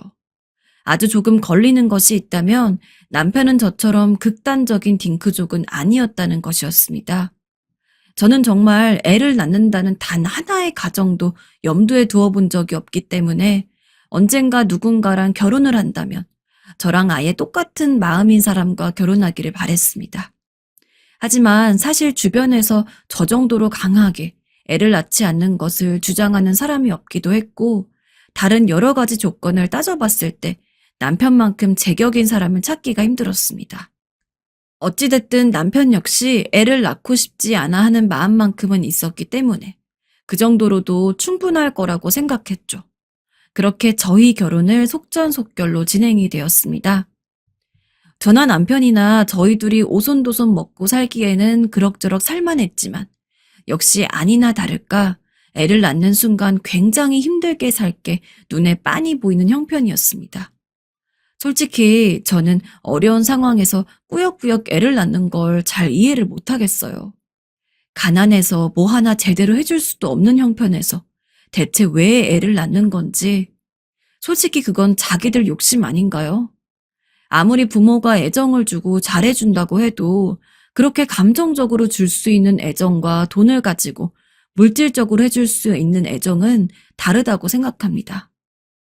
그리고 아이들한테는 두 종류의 애정이 모두 필요하고요. 당장 먹고 사는 것도 힘든데 요즘 같은 세상에 학원 하나 제대로 보내줄 형편 안 되면서 애를 낳는 건 그것 또한 애한테 못할 짓이라고 생각하거든요. 저는 그런 저희 형편을 제가 직접 몸으로 느끼다 보니까 남편이 저처럼 애를 낳고 싶어 하지 않는다는 마음을 가지고 있는 게 얼마나 다행인지 다시 한번 안도했습니다. 게다가 결혼할 때도 시부모님 역시 남편이 딩크족이라는 걸 알고 있으셨는지 아이에 대한 이야기는 단 한 번도 꺼내질 않더라고요. 명절에 가도 마찬가지였고요. 부자가 되어서 여유 있게 살진 못하겠지만 그래도 제법 제 마음에 드는 결혼 생활을 하고 있었다고 생각했습니다. 하지만 저희 결혼이 3년째가 되던 해 상황은 완전히 뒤바뀝니다. 아이 낳으라고 잔소리 한번 하지 않던 시부모님들이 대체 무슨 바람이 불어서였는지 어느 날부턴가 갑자기 애를 가지라고 틈만 나면 저에게 성하더라고요. 한두 번이야 그냥 못 들은 척하고 넘어갔지만 만나는 일만 있으면 계속해서 그러고 보니 너네 아이는 안 낳을 작정이니? 이러다 너도 나이 들고 그럼 애도 건강하지 못할 건데 라며 이미 다 끝난 이야기를 꺼내고 또 꺼내니 너무 피곤했습니다. 옆집 사람은 벌써 손주가 2명이라는데 나도 손주 좀 안아보고 싶다. 굉장히 난감했어요. 남편이 좀 강하게 나서줬으면 해서 흘끔흘끔 곁눈질을 해도 남편은 아무런 대꾸도 안 했습니다.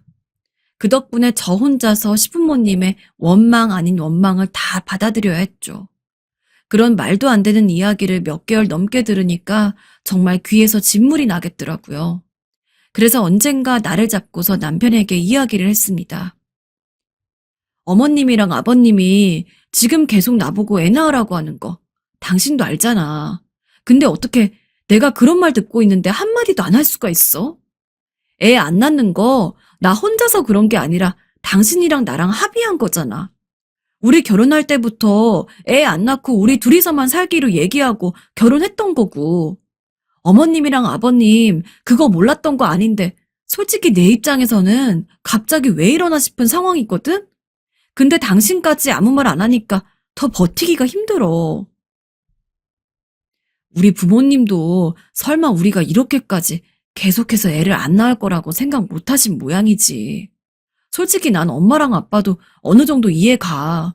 그냥 우리가 한 명 낳으면 괜찮지 않을까?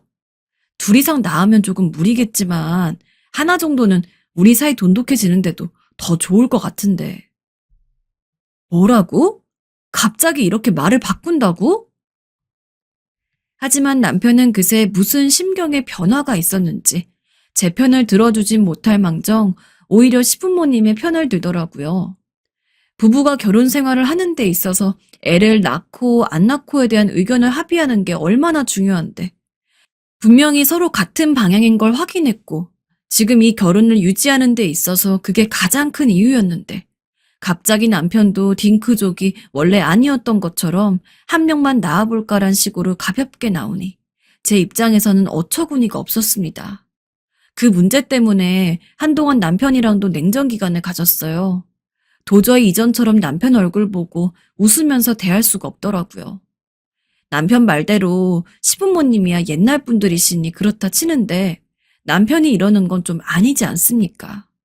제가 하도 쌀쌀맞게 굴고 대화 한마디 안 하려고 하자 그때부터는 남편이 좀 애걸복걸하기 시작했습니다. 여보, 진짜로 딱 한 명만 낳자. 내가 지금 하는 거 말고도 다른 일까지 뛰어서 더 열심히 일해볼게. 당신이 애 낳는 것 때문에 불이익 받는 거 하나 없을 수 있도록 무조건 더 내가 노력할게. 애들 자다가 깨서 칭얼거리는 것도 내가 다 봐주고. 그런 조건으로도 안 될까? 물론 처음에는 그런 말을 해도 거들떠보지도 않았습니다. 하지만 하루가 멀다 하고 그런 얘기를 하면서 저를 설득하려고 하는데 그래도 애정이 있는 남편이기에 저도 한 번 더 생각을 해보게 되더라고요. 만약 남편이 이야기한 대로 제가 지금 일을 다니는 데 있어서 갑자기 그만둬야 한다거나 할 일 없이 애 낳은 직후에만 육아휴직 잠깐 쓰고 산후조리 마친 다음에 애들 조금 봐주다가 그 이후에는 전처럼 멀쩡히 회사 다니고 아이 키우면서 힘든 것들을 남편이 전부 다 해준다는 조건만 제대로 맞으면 시부모님이랑 남편 소원을 못 들어줄 것도 없겠더라고요. 그것만으론 안 돼. 당신이랑 나랑 둘 다 바쁠 때는 애들 어떡해? 나는 죽어도 애 낳는 것 때문에 내가 그동안 일하면서 쌓아온 커리어 망치기 싫으니까 만약에 애 낳은 다음에 당신 힘으로 애를 못 돌본다거나 하는 일이 생길 때 그건 당신 대신 시부모님이 해주겠다고 약속하면 애 낳는 거 생각해 볼게. 제가 한풀 꺾여서 나오니 남편이 자기가 무조건 설득하겠다며 본인만 믿으라고 큰 소리를 땅땅 쳤습니다. 그렇게까지 하니 저도 애써 아이를 낳는 것에 대해서 좋게 생각을 해보며 아이 계획을 세우고 부부관계를 가졌습니다. 그러나 예상하지 못한 변수가 하나 있었죠. 본래 딱 하나만 낳으려고 생각을 했는데 나중에 임신을 한 것 같은 기미가 보여서 병원에 가니까 애가 쌍둥이였던 겁니다. 솔직히 당황스럽고 자식을 가진 상황에서 그런 말하기 조금 그렇지만 하늘이 무너지는 것 같았습니다. 저희 형편이 둘 이상의 애를 알뜰살뜰 잘 돌봐줄 수 있는 환경도 아니었고 애초에 저는 애 낳는 것 때문에 제가 피해 안 보기로 약속을 한 상황이었는데 애가 둘이면 왠지 그 약속도 지켜지기가 힘들 것 같았거든요. 하지만 이왕 생긴 거 어쩔 수가 없었죠. 막말로 지울 수도 없는 노릇이니까요. 저는 축 처져 있는데 남편은 쌍둥이라고 하니까 오히려 기뻐하더라고요. 솔직히 혼자 자라면 애가 너무 외로울 뻔했다는 둥, 둘이라서 사이좋게 잘 지낼 수 있을 거라는 둥, 시부모님 역시 저의 쌍둥이 임신 소식에 그날만큼은 정말 상다리가 휘어지는 맛있는 것만 차려주셨습니다. 그래, 원래 부부들은 무조건 애가 있어야 돼. 게다가 쌍둥이라니 이게 무슨 복이야. 아이고, 장하다, 장해. 여기 맛있는 거, 너 좋아하는 거 차려놨으니 얼른 먹어라. 임신하는 동안엔 잘 먹어야 해. 주변 사람들은 다 좋아하지만 솔직히 저는 그리 달갑지 않았다는 게 현실이었습니다. 거기다 시어머니는 아주 야단이었죠. 몸에 좋은 한약을 지어와서는 이걸 먹는 걸 봐야 집에 가겠다며 직접 오시기도 하고 어떤 때는 영상 통화까지 했습니다. 어머니, 저 잘 먹고 있어요. 그래, 그거 비싼 거니까 꼬박꼬박 챙겨 먹어야 한다. 근데 애를 낳은 다음에야 남편과 시부모님이 봐준다고 해도 솔직히 애를 품고 있는 10달 동안은 오로지 저 혼자 힘들잖아요. 입덧도 엄청 심하고 조금만 움직여도 온몸이 다 쑤시는데 진짜 병뚜껑 하나만 제대로 안 따져도 갑자기 서러워서 눈물이 펑펑 날 정도로 우울했습니다. 진짜 살면서 이래저래 힘들었던 일 적지 않았지만 제일 힘들었던 순간을 꼽으라고 한다면 쌍둥이가 뱃속에 있던 그 10달이었을 겁니다.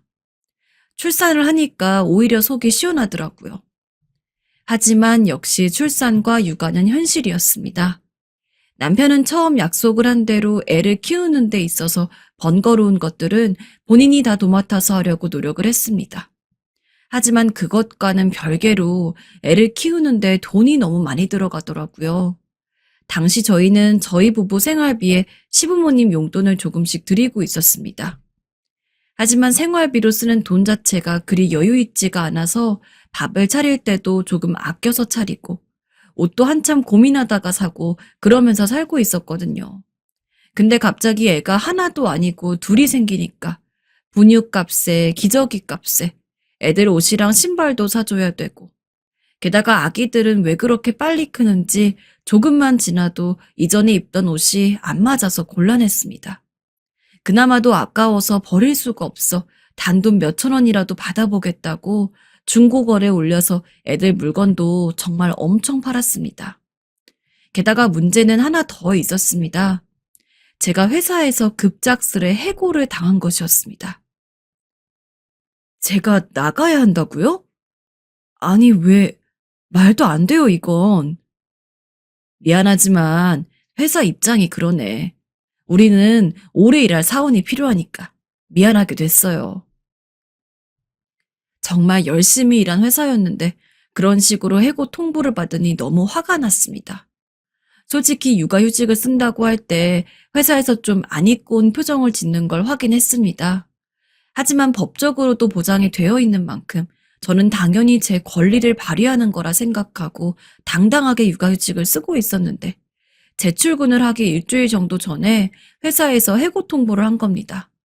너무 억울하고 화가 나서 뭐라도 해보겠다고 고용노동부며 이것저것 찾아봤는데 아무래도 소송까지 들어가야 하는 문제다 보니까 변호사님에게 문의하면 돈이 너무 많이 들더라고요. 그냥 똥 밟은 셈 치고 다른 직장을 알아보려고 노력했습니다. 하지만 이력서나 자기소개서를 볼 때면 고개를 끄덕끄덕 하던 임원진들도 면접을 하면서 제가 애를 둘 낳았단 이야기만 하면 그때부터는 묘하게 표정이 좋지 않아졌습니다.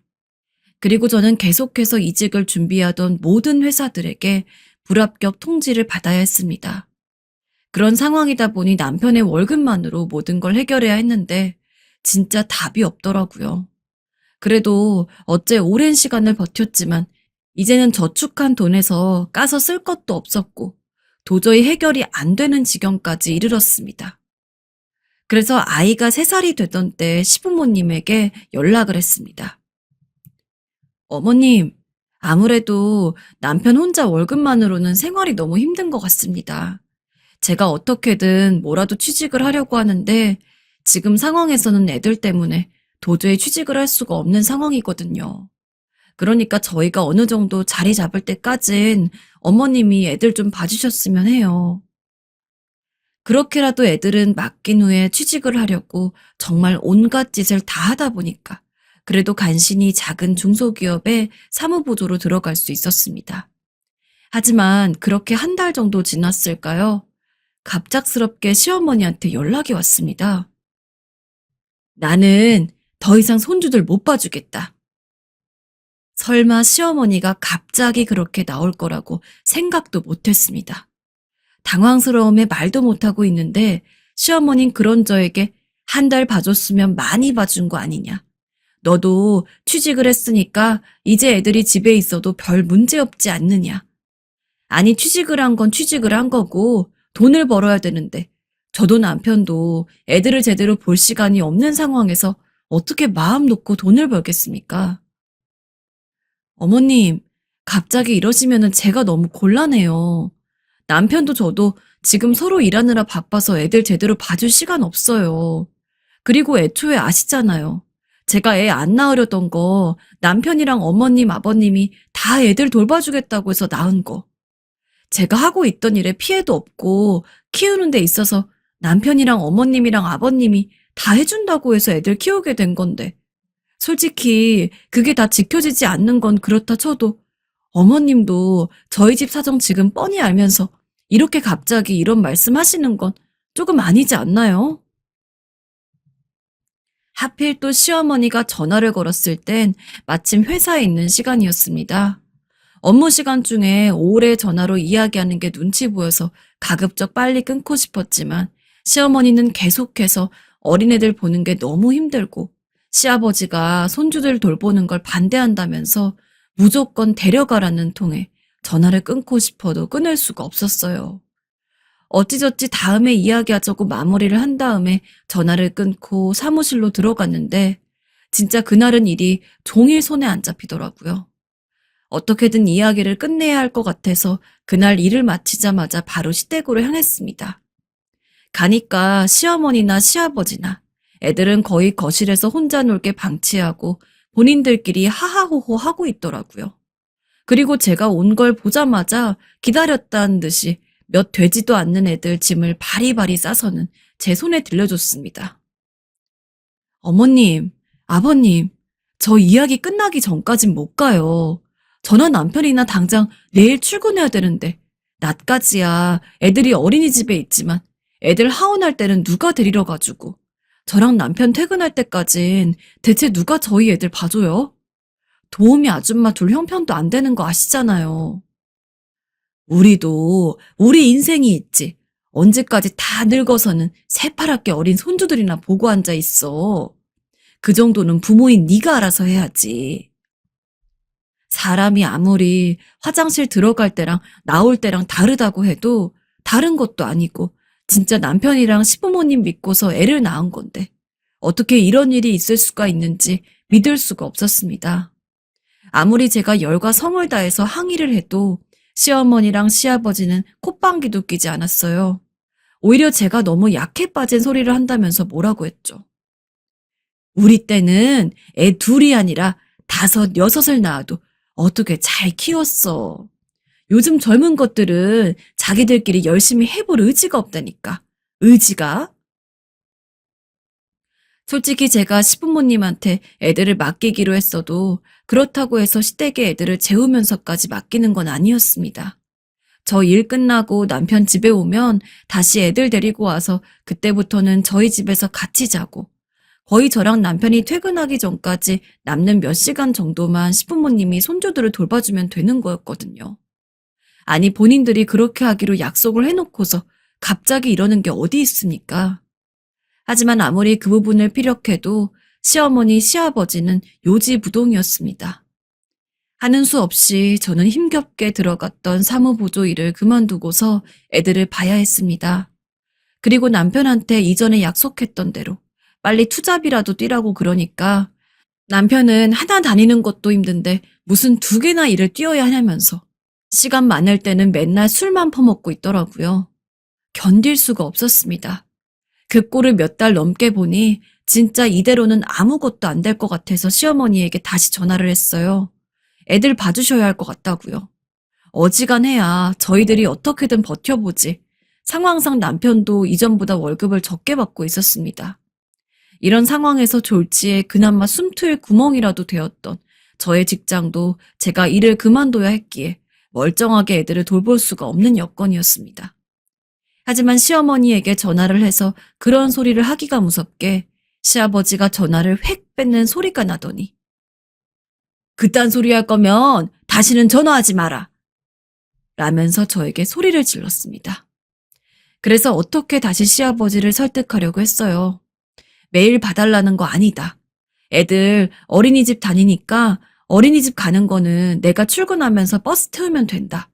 대신에 애들이 끝나고 나랑 남편 퇴근할 때까지 비는 시간이 있으니까 애들 하원이랑 퇴근까지 딱 3시간에서 4시간만 봐주시면 된다. 하지만 시아버지는 10분이 됐든 1분이 됐든 절대 손주들 더는 못 돌본다면서 저보고 알아서 하라고 하더군요. 아니, 매일 봐달라는 것도 아니고 어린이집 하원하고 퇴근하는 3, 4시간만 봐달라는 게 그게 죄입니까?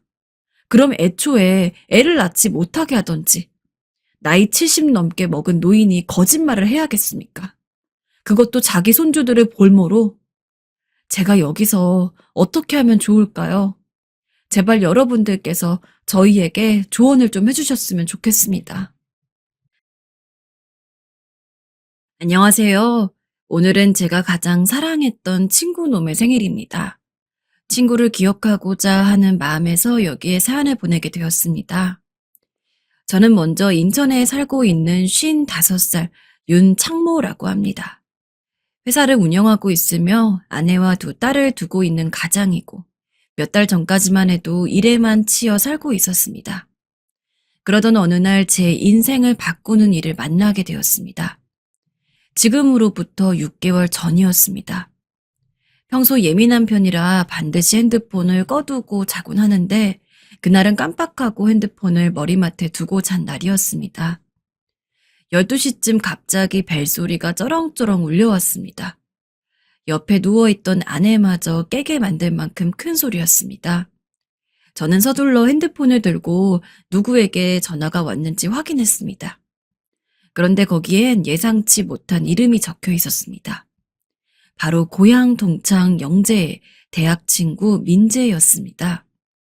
민재는 사실 제 고향 친구인 영재가 소개해준 친구였습니다.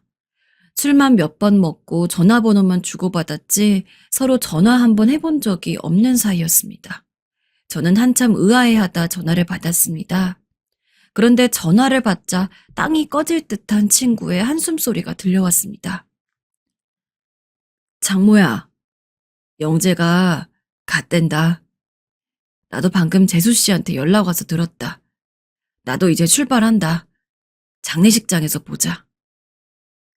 순간 저의 숨이 툭 멈추었어요. 영재라면 고향 친구이자 아주 오래된 친구였습니다. 사람이 정말 믿기지 않는 일을 만나면 눈물도 나지 않는 건지 전 아무 말도 못하고 전화기를 붙잡고 있었습니다. 그러다 겨우 이성을 되찾곤 알겠다 말하며 전화를 끊었어요. 그리고 뭔가에 홀린 사람처럼 서둘러 주차장으로 향했습니다. 차에 시동을 걸고 앞을 보는데 컴컴한 밤이 제 시야로 몰아닥치는 것 같았습니다. 영재가 죽었다니. 심장이 널뛰었습니다. 영재는 학창시절 줄곧 붙어 지냈다가 사회에 나가 일을 하면서 조금 덜 만나다가 친구도 저도 가정이 생기면서 명절에 고향에 내려갈 때만 2번 보고 나이가 들자 그마저도 살아있다는 안부만 전하는 사이였습니다. 그러다 얼굴 한번 못 보고 산 지 5년이 넘어가고 있었지요. 그런데 그런 친구가 죽었다니. 저는 떨리는 오른손을 다른 손으로 붙잡아야 했습니다. 그리고 정신을 차리자 수차례 다짐하며 힘겹게 엑셀을 밟아 고향으로 향했습니다. 5년 전 어머니와 아버지를 모두 여인 후엔 한 번도 가지 않았던 고향이라 가는 길은 험난하고 또 낯설었습니다. 시골인지라 여전히 길은 구불구불했고 갑자기 밤중에 뭔가 튀어나올지 몰라 조심조심 가야 했습니다. 그렇게 5시간에 걸쳐 도착한 장례식장엔 고요함과 적막함만이 감돌았고 영재의 영정사진만 눈에 들어왔습니다. 영재는 환히 웃고 있었습니다. 지금 나이보단 조금 어려 보이는 영재의 모습에 저는 가슴속에 휘몰아치는 허무함을 느꼈습니다. 저 사진이 자신의 영정사진으로 쓰일지는 추호도 생각지 못했을 것인데. 저는 사진 속의 영재를 보며 외면하려 했던 친구의 죽음이 마음 깊숙이 들어오는 걸 느꼈습니다. 그때 뒤에서 눈물을 콕콕 찢고 있던 친구 마누라가 힘없는 목소리로 웅얼거렸습니다. 웃고 있는 사진이 그것밖에 없더라고요. 사진 찍는 걸 원체 좋아하지 않던 양반이라서. 네. 저는 천천히 친구 마누라의 얼굴을 훑었습니다. 얼마나 울었는지 눈은 퉁퉁 부어 있었고 물도 못 먹은 모양인지 입술은 바짝바짝 갈라져 있었습니다. 저는 그 모습이 안쓰러워 물 한 잔을 갖다 주었습니다. 그러자 재수 씨는 힘없이 웃으며 희미한 초점이 어린 눈으로 사진을 넋놓고 바라보았습니다. 저는 그 모습에 더욱 깊은 슬픔을 느꼈습니다. 때마침 재수 씨 옆에 있던 아들은 제게 와줘서 감사하다며 인사를 건네었습니다. 친구 아들은 5년 전 잠깐 스치듯 봤던 혈기왕성한 청춘의 모습에서 이제는 어느덧 어른의 티가 나는 모습으로 바뀌어져 있었어요. 또 그런 모습은 늘 반듯하고 의젓했던 영재를 고스란히 빼박아 있어 저는 뭐라 말로 표현할 수 없는 감정을 느꼈습니다. 저는 저도 모르게 영재의 영정사진을 한번 바라보다 다시 친구 아들을 바라보았습니다. 그런데 불현듯 이상했습니다. 아들이 한 명밖에 보이지 않았어요. 아무리 주변을 둘러봐도 큰아들이 보이지 않았습니다. 근데 왜 재석이가 보이지 않는 거지? 저는 의아한 마음에 계속 주변을 둘러봤습니다. 그러다 재수 씨는 제 생각을 눈치챘는지 먼저 말을 꺼냈습니다. 재석이 세상을 떠났어요. 뭐라고요? 재석이가 죽었다는 말은 영재가 죽었다는 소식만큼이나 충격적인 소식이었습니다. 영재는 제게 단 한 번도 아들이 죽었다는 이야기를 한 적이 없었습니다. 그런데 어째서, 어떻게, 온몸이 다 떨려왔습니다. 그때부터 저는 제가 알지 못했던 영재에 대한 이야기를 듣게 되었습니다. 그리고 그건 상상치도 못했던 이야기였어요. 아마 창모 씨는 몰랐을 거예요. 이인은 그 누구에게도 말하지 않았어요. 말을 못했다는 표현이 맞을 거예요. 이인은 그 일이 있고 난 후 방 안에만 콕 박혀 있었으니까요. 재석인 너무 똑똑한 아들이었어요. 공부 잘해서 엄마 아빠 위해줘 속 안 썩이고 너무 착하기만 해서 세상살이는 잘할 수 있을까 걱정되는 자식이었어요. 그런데 어느 날 그런 재석이가 교통사고가 났다는 연락을 받았어요. 그것도 밤중에. 애 아빠도 나도 애 보내고 난 뒤엔 미쳐갔어요. 자식 앞서 먼저 보냈는데 제정신으로 살 수 있는 부모가 어디 있겠어요. 그저 숨만 쉬는 산 송장처럼 살았어요. 어느 날은 죽은 자식한테 빌었어요. 우리도 데려가 달라고. 하지만 죽는 게 쉬웠다면야 벌써 몇백 번 죽었겠지만 남은 자식도 있었고 그러질 못했어요. 그리고 애 아빠는 자기를 완전히 놔버렸어요. 잘 되어가던 사업에서도 손을 떼버렸고 그러다 직원들 월급도 주지 못할 만큼 빚이 산더미처럼 불어났죠. 완전히 폐인이 되어갔어요. 하지만 저도 그런 애 아빠한테 정신 차리라 말을 못했어요. 나도 힘들어서. 나도 죽을 것 같아서. 재수 씨는 한동안 말을 잇지 못했습니다. 영재가 빚더미 속에서 아이까지 보내고 죄책감으로 희망 없는 삶으로 삶이 지옥이라는 굴레 속에서 그 누구에게도 말하지 못한 채 홀로 상상도 못할 짐을 짊어지고 살았다니. 저는 힘껏 온기를 불어넣듯 그 손을 붙잡아주고 싶었지만 감히 그러지도 못했습니다. 그저 친구와 친구의 마누라가 겪어야 했던 모래알 같은 고통을 헤아리는 수밖에 없었습니다. 그때 문득 5년 전 어느 날 밤인가 영재에게서 갑자기 전화가 걸려왔던 게 생각났습니다. 너무 오랜만에 걸려온 전화라 받긴 했지만 영재의 목소리는 잔뜩 술에 취해 있었습니다. 그때 영재는 제게 이렇게 말했습니다. 장모야, 넌 살면서 죽고 싶었던 적 없냐? 나는 말이다. 참 세상이 너무 가혹하다 싶어. 나한테. 왜 열심히 살려는 나한테만 이렇게 태클인 거냐? 혀가 잔뜩 꼬부라진 목소리, 거친 숨소리. 이 녀석이 술 먹었구나 싶어 저는 한숨부터 흘러나왔습니다. 몸과 정신은 고된 일들로 넉마가 되어 있는데 술에 취한 친구놈의 전화 같은 건 얼른 끊고 집에 가서 자고 싶었습니다. 그래서 야, 무슨 일인데 그래. 나 지금 딸아이가 기다리고 있어서 얼른 가봐야 하는데 라고 대꾸했더니 그냥 힘들어서 그러지 뭐 라며 한참 침묵을 지켰어요. 피곤해 죽겠는데 계속 이러니 슬슬 짜증이 나더군요. 그래서 미안한데 딸한테 지금 전화가 와서 내가 내일 연락할게 라며 전화를 툭 끊어버렸습니다. 그 다음날 그런 말을 한 친구놈의 목소리가 마음에 걸려 다시 전화를 걸까 했지만 그것도 귀찮아 그냥 내버려 두었습니다. 하지만 지금 생각해보면 그런 일을 겪은 친구로선 충분히 그런 생각을 할 수 있었습니다. 저는 고통으로 얼룩진 마음이 되어 친구의 마누라를, 재수 씨를 바라보았습니다. 그러다 그분은 검게 그늘진 눈을 감으며 마치 다음 해야 할 말이 무엇인지 아는 듯 마저 말을 이었습니다. 간암에 걸렸어요. 아파서 병원에 갔을 땐 이미 손을 쓸 수도 없었어요. 그래서 항암 한 번 하지 못하고 그냥 저 세상으로 떠났어요. 뭐 하나 할 수도 없이. 뭐 그리 급하다고. 그녀의 그늘 안으로 눈물들이 떨어져 내려갔습니다. 죽는 게 소원이었던 사람이었지만 그래도 막상 죽는다 친구놈들 못 만나고 가는 게 아쉽다고. 이렇게 등지는 게 슬프다고 하더라고요. 친구들이랑 술 한잔 같이 하면서 옛날 얘기하는 게 소원이라 했는데. 그이가 창모 씨를 참 좋아했어요. 인터넷에 이름을 한 번씩 쳐보곤 했어요. 가끔 가다가 기사가 한두 개씩 올라오거나 뉴스에 창모 씨가 나오면 너무 좋아해서 그날은 술도 안 먹고 저한테 하루 종일 창모 씨 얘기만 했어요. 그래서 연락했어요.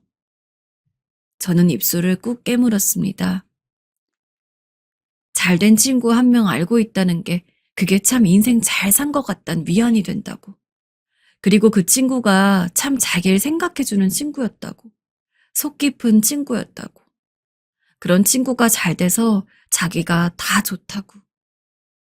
친구 마누라의 말을 듣는데 저는 목이 확 막혔습니다. 마치 형용할 수 없는 무언가가 목구멍을 틀어막은 것 같은 기분이었습니다. 부인의 얼굴을 보는데 도저히 그 얼굴을 지켜보고 있을 수도 그 자리에 머물 수도 없었습니다. 전 그 길로 도망치듯 뛰쳐나와 끊었던 담배를 물었습니다. 담배 연기가 타들어가면서 매캐한 연기가 속 안으로 들어와 고통이 온몸을 쑤시듯 제 몸을 후비고 들어왔어요. 저는 그 연기를 깊게 들이키고 백고를 반복하며 방금 전의 말 속에서 벗어나려 애썼습니다. 하지만 마음처럼 되지 않아 연거푸 줄담배를 피웠어요. 친구의 마지막 전화에서 친구는 내게 전화로 무슨 말을 하고 싶었던 걸까? 죽은 아들이 너무 그립다고, 미치겠다고, 이 빌어먹을 인생을 도저히 이길 수가 없다고, 내게 하소연이라도 하고 싶었던 걸까? 가슴에 얹힌 짐들을 잠시라도 내게 내려놓고 싶었던 걸까? 흘러나오는 눈물을 주체할 수 없어 그저 바닥에 고꾸라져 어린아이처럼 엉엉 울었습니다. 마치 세상을 다 잃은 듯한 기분이 들었습니다. 그렇게 정신을 놓고 엉엉 울어버렸습니다. 그리고 한참이 지난 후에야 정신이 좀 깨었어요. 고개를 드니 벌써 아침이 밝아오고 있었습니다. 이젠 제가 뭘 해야 좋을지 생각했습니다. 무언가를 해야 했습니다. 그때 친구 마누라가 했던 말이 떠올랐습니다. 친구들이랑 술 한잔 같이 하면서 옛날 얘기하는 게 소원이라 했는데. 친구가 그토록 원하던 일, 하지만 살아생전 해주지 못했던 일을 해주리라 마음먹었습니다. 그래서 저는 학창시절 친하게 지냈던 고향 친구들에게 전화를 걸었습니다. 모두 저처럼 다 멀리 사는 애들이 대부분이었지만 제 말에 다 알았다고 하곤 한 걸음에 달려와 주었습니다. 그리고는 드디어 저는 저 역시 오랜만에 만나는 아이들과 함께 다시 먼저 떠난 친구놈 앞에 설 수 있었습니다. 아이들도 친구의 죽음을 모두 안타까워했습니다. 몇몇은 저처럼 진작 친구를 찾아뵙지 못했다는 거에 죄책감을 느꼈고 손도 써보지 못하고 이른 나이에 떠나버린 친구의 죽음 앞에 인생의 허망함을 느끼는 친구도 있었습니다. 그리고 우리는 말없이 담배를 피워대었습니다. 그때 학창시절 가장 장난꾸러기였던 친구 한 놈의 제안으로 우리는 술 한 병을 뜯었고 친구의 마지막 가는 길에 배웅하기 위해 만난 우리들은 떠난 친구 이야기를 시작했습니다. 학창시절 좋아하는 여자애에게 고백은 하지 못하고 빙빙 주변만 맴돌았던 거. 그런 친구를 쑥맥이라 놀리다 어느 날 그 여자와 친구를 화장실에 가두고 웃으며 도망갔던 거. 친구가 너무 당황하여 얼굴이 벌개져선 우리 향해 열어달라 소리쳤던 거. 항상 벼락치기 하듯 공부해도 곧잘 100점을 맞던 거. 그걸 보면 우리 모두 너 때문에 엄마 아버지에게 비교당한다고 욕을 했던 거. 친구놈이 가장 좋은 대학에 합격했을 때 축하의 의미로 막걸리를 친구 얼굴에 냅다 부어버린 거. 그러다 그게 하필 친구 할머니가 아껴 말리고 있던 곶감에 다 튀어 할머니가 불같이 화내며 우리를 쫓아왔던 거. 얘기를 하다 보니 과거 속에 파묻혀 있던 이야기는 기다리고 있었다는 듯 본물 터지듯 끊이지 않고 계속 뿜어져 나왔습니다. 이야기를 하면서 제 말투도 서울말씨에서 고향말씨로 바꾸어 나갔고요. 개 짖는 소리가 들려오고 운구차가 올 때까지 가슴 한구석 가장 아렸던 이야기들은 그렇게 하나하나 시로라기처럼 풀려나가 하늘 위로 날아갔습니다. 친구의 마음에 닿을 듯, 닿지 않을 듯. 그러다 우리 사이에서 모기를 닮았다 해서 모기라는 별명을 가진 친구놈이 갑자기 저를 보더니 제가 서울로 올라갔던 일화를 꺼내었습니다. 나는 이해가 안 된다. 네가 그날 그냥 인사도 없이 가버릴 줄은 생각도 못했다. 왜 그랬니 그때?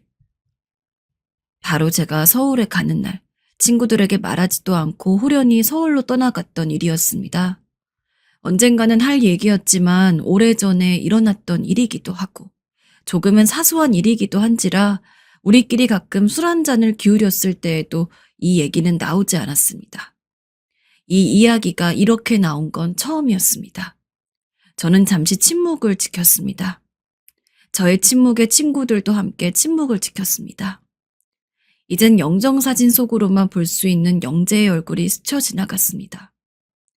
이 이야기를 친구들에게 풀까 말까 하다가 꺼내기로 결심하고 어렵게 입술을 떼었습니다. 실은 영재에게 콤플렉스 같은 게 있었다. 콤플렉스란 말에 친구들은 모두 놀랐습니다. 예상하고 있던 일이었어요. 그놈의 자존심 때문에 절대 티내지 않았으니까요. 나는 항상 뒤였잖아. 죽어라 공부해도 영재는 못 뛰어넘었다. 그게 상처였다. 난 항상 코피 흘려 죽어라 공부하는데 영재는 하는 둥 마는 둥 매일 너네랑 놀아도 맨날 100점 맞아. 하다못해 우리 아빠도 어느 날 술 먹고 나한테 그러는 거야. 영재가 대하라면 넌 종지 그릇이라고. 종지 그릇이 대하 옆에 서면 작아지니까. 그래서 그랬다.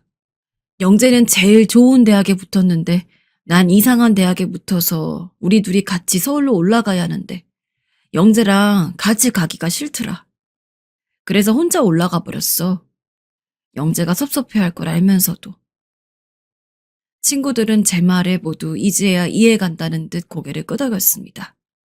저는 열심히 죽어라 공부해도 늘 친구보다 뒤에 등수를 차지했습니다. 코피 흘려가며 밤새 공부에 시험을 쳐도 늘 하는 둥 마는 둥 공부했던 친구를 이길 수가 없었습니다. 그래서 성격 좋고 의리도 있었던 친구가 좋다가도 늘 제 것을 쉽게 가져가 버리는 놈이라 편하지만은 않았습니다. 불편했습니다. 야, 요즘 잘 사냐? 왜 이렇게 연락이 안 돼? 아, 그냥 뭐 바빠서. 아무리 바빠도 그렇지. 친구들도 너 보고 싶어 하는데 한번 나와라 좀. 알겠어. 부러웠고 질투한 나머지 영재가 놀자 불러도 나가지 않을 때가 많았습니다. 그런데 이야기를 풀다 보니 불현듯 그런 생각이 들었어요. 어쩌면 그래서 내가 영재를 멀리했을지도 모른다는. 사실 전 제가 대학을 졸업하고 좀 괜찮다 싶은 회사에 들어가서야 영재를 다시 만났습니다. 모든 게 나보다 뛰어났던 친구. 나보다 착하고 의리 있고 모두가 좋아했던 친구. 우상이었던 존재. 하지만 그럼에도 불구하고 내겐 뛰어넘어야 했던 존재. 그랬기에 어느 정도 좋은 회사에 들어가서 나 너보다 잘 살고 있다고 으스대고 싶었던 건 아닐까? 난 꽤 괜찮은 인생을 살고 있다고 말하고 싶었던 건 아닐까? 내가 그런 빈약하고 한없이 가난했던 마음을 가졌던 건 아닐까? 하는 생각들이 싹트기 시작했습니다. 질문들이 시작되니 드디어 안개에 쌓였던 제 마음이 보이는 것 같았습니다.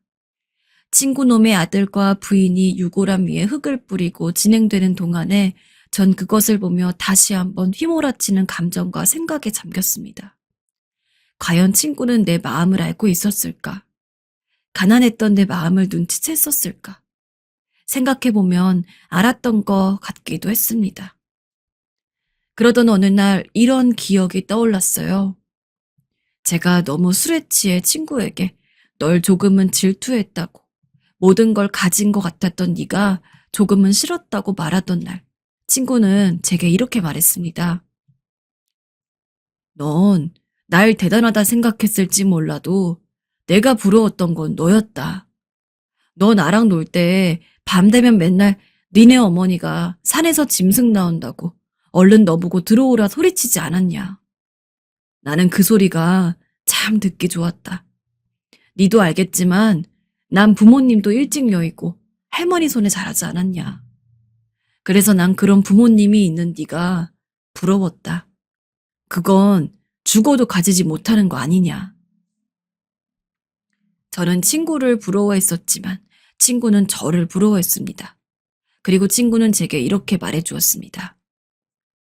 나는 네가 항상 자랑스럽고 너는 내 백이다. 그러니까 네가 정말 힘들 때, 네가 정말 죽고 싶다 할 정도로 힘들 때 그땐 자존심 그딴 거 개나 주고 나한테 말해라. 내가 어디든 네 있는 대로 갈게. 약속한다. 친구는 제 옆에 있어주겠다 했습니다. 그리고 정말 그래 주었습니다. 제가 정말 사랑했던 여자에게 결혼을 앞두고 실연을 당했을 때, 회사에서 큰 실수를 하여 하루아침에 잘렸을 때, 여린 힘으로 꽃을 피워내려 해도 잘 되지 않는, 살려고 버둥거려야 했던 20대를 내내 저와 함께 해주었습니다. 술 한 잔으로 말이죠. 그리고 가끔은 자존심에 상처 입은 제게 괜찮다. 괜찮아. 인생 사는 게 나도 힘들긴 하지만 그래도 마음만 다치지 말아라. 넌 분명 뭐든 할 수 있는 놈이니까. 하면서 말이죠. 그러나 친구가 자식을 잃고 정말 인생에서 허우적거리며 혼자 바닥으로 추락하고 있었을 땐 전 친구 옆에 있어주지 못했습니다. 친구의 마음이 상처로 얼룩져 더 바닥이 없다 생각할 정도로 추락해버렸을 땐 전 친구의 손을 놓아버렸습니다.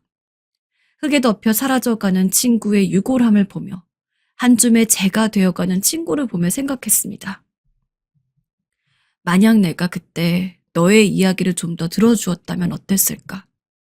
괜찮냐고, 정말 괜찮은 거냐고 물어봐 주었다면 어땠을까? 이런 날이 안 올 수는 있었을까? 네가 좀 더 행복할 수 있었을까?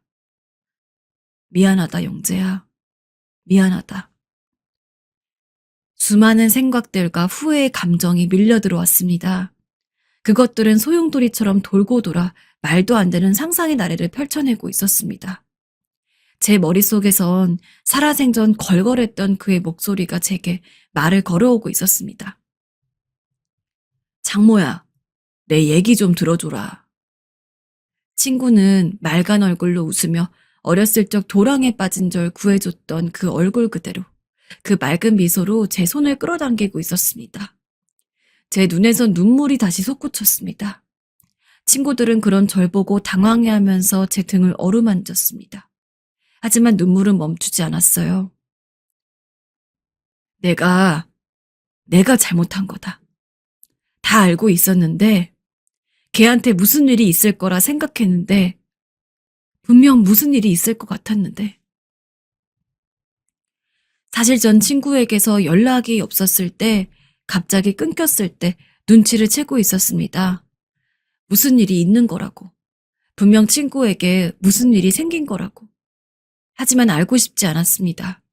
잘난 놈이니까 어떤 식으로든 잘 살고 있을 거라고.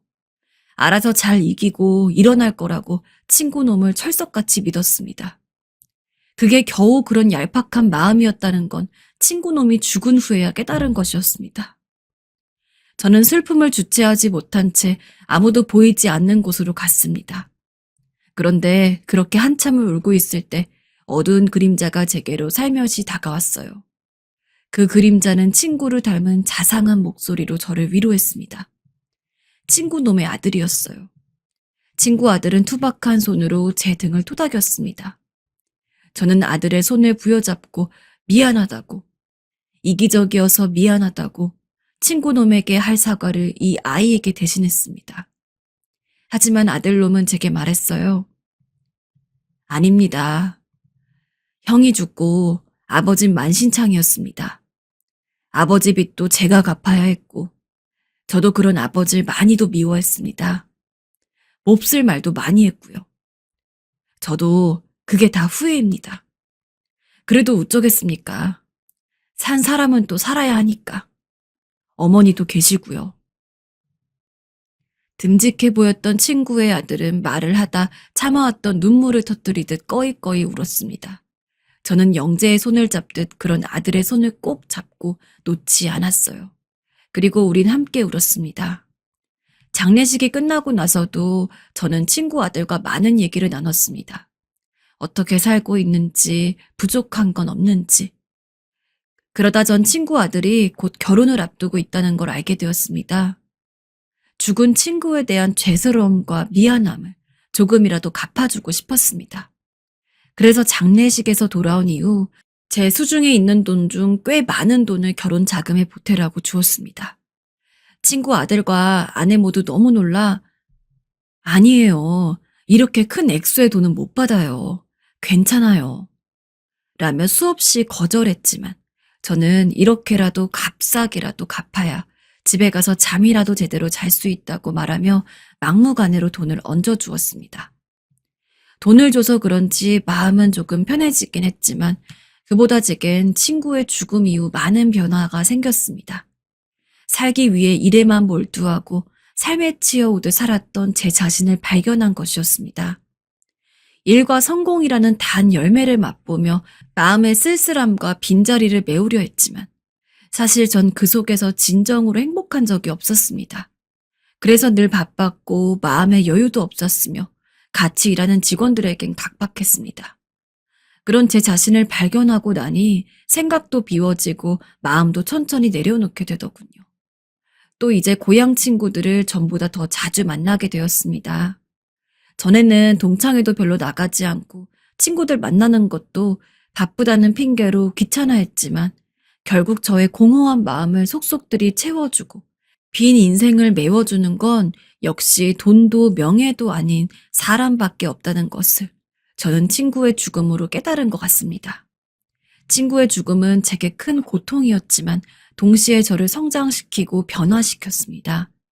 그리고 저는 그것마저 늘 제게 주기만 했던 친구가 마지막으로 남겨준 소중한 진리라 여깁니다. 그리고 얼마 전엔 친구놈의 아들이 결혼을 한다며 제게 주례를 부탁했습니다. 그 말을 듣는데 어찌나 눈물이 나던지 제가 뭐라고. 그래서 저는 친구 대신 그곳에 가서 아주 많이 축하해주고 그들의 앞길을 축복해 주려 합니다. 여러분들도 오늘 하루 사람을 통해 오직 사람으로 마음의 빈자리를 채우시고 또 가끔은 고향 친구들도 만나며 향수의 그리움에 젖어보시길 바랍니다. 특히나 바쁜 삶으로 지쳐 있다면, 고단한 일상으로 마음이 지쳐 있다면 꼭 그러셨으면 좋겠습니다. 그리고 마지막으로 영재에게 말하고 싶어요. 영재야, 생일 축하한다. 우리 하늘에 올라가서 다시 술 한잔하는 그날까지 나 열심히 살다 갈게.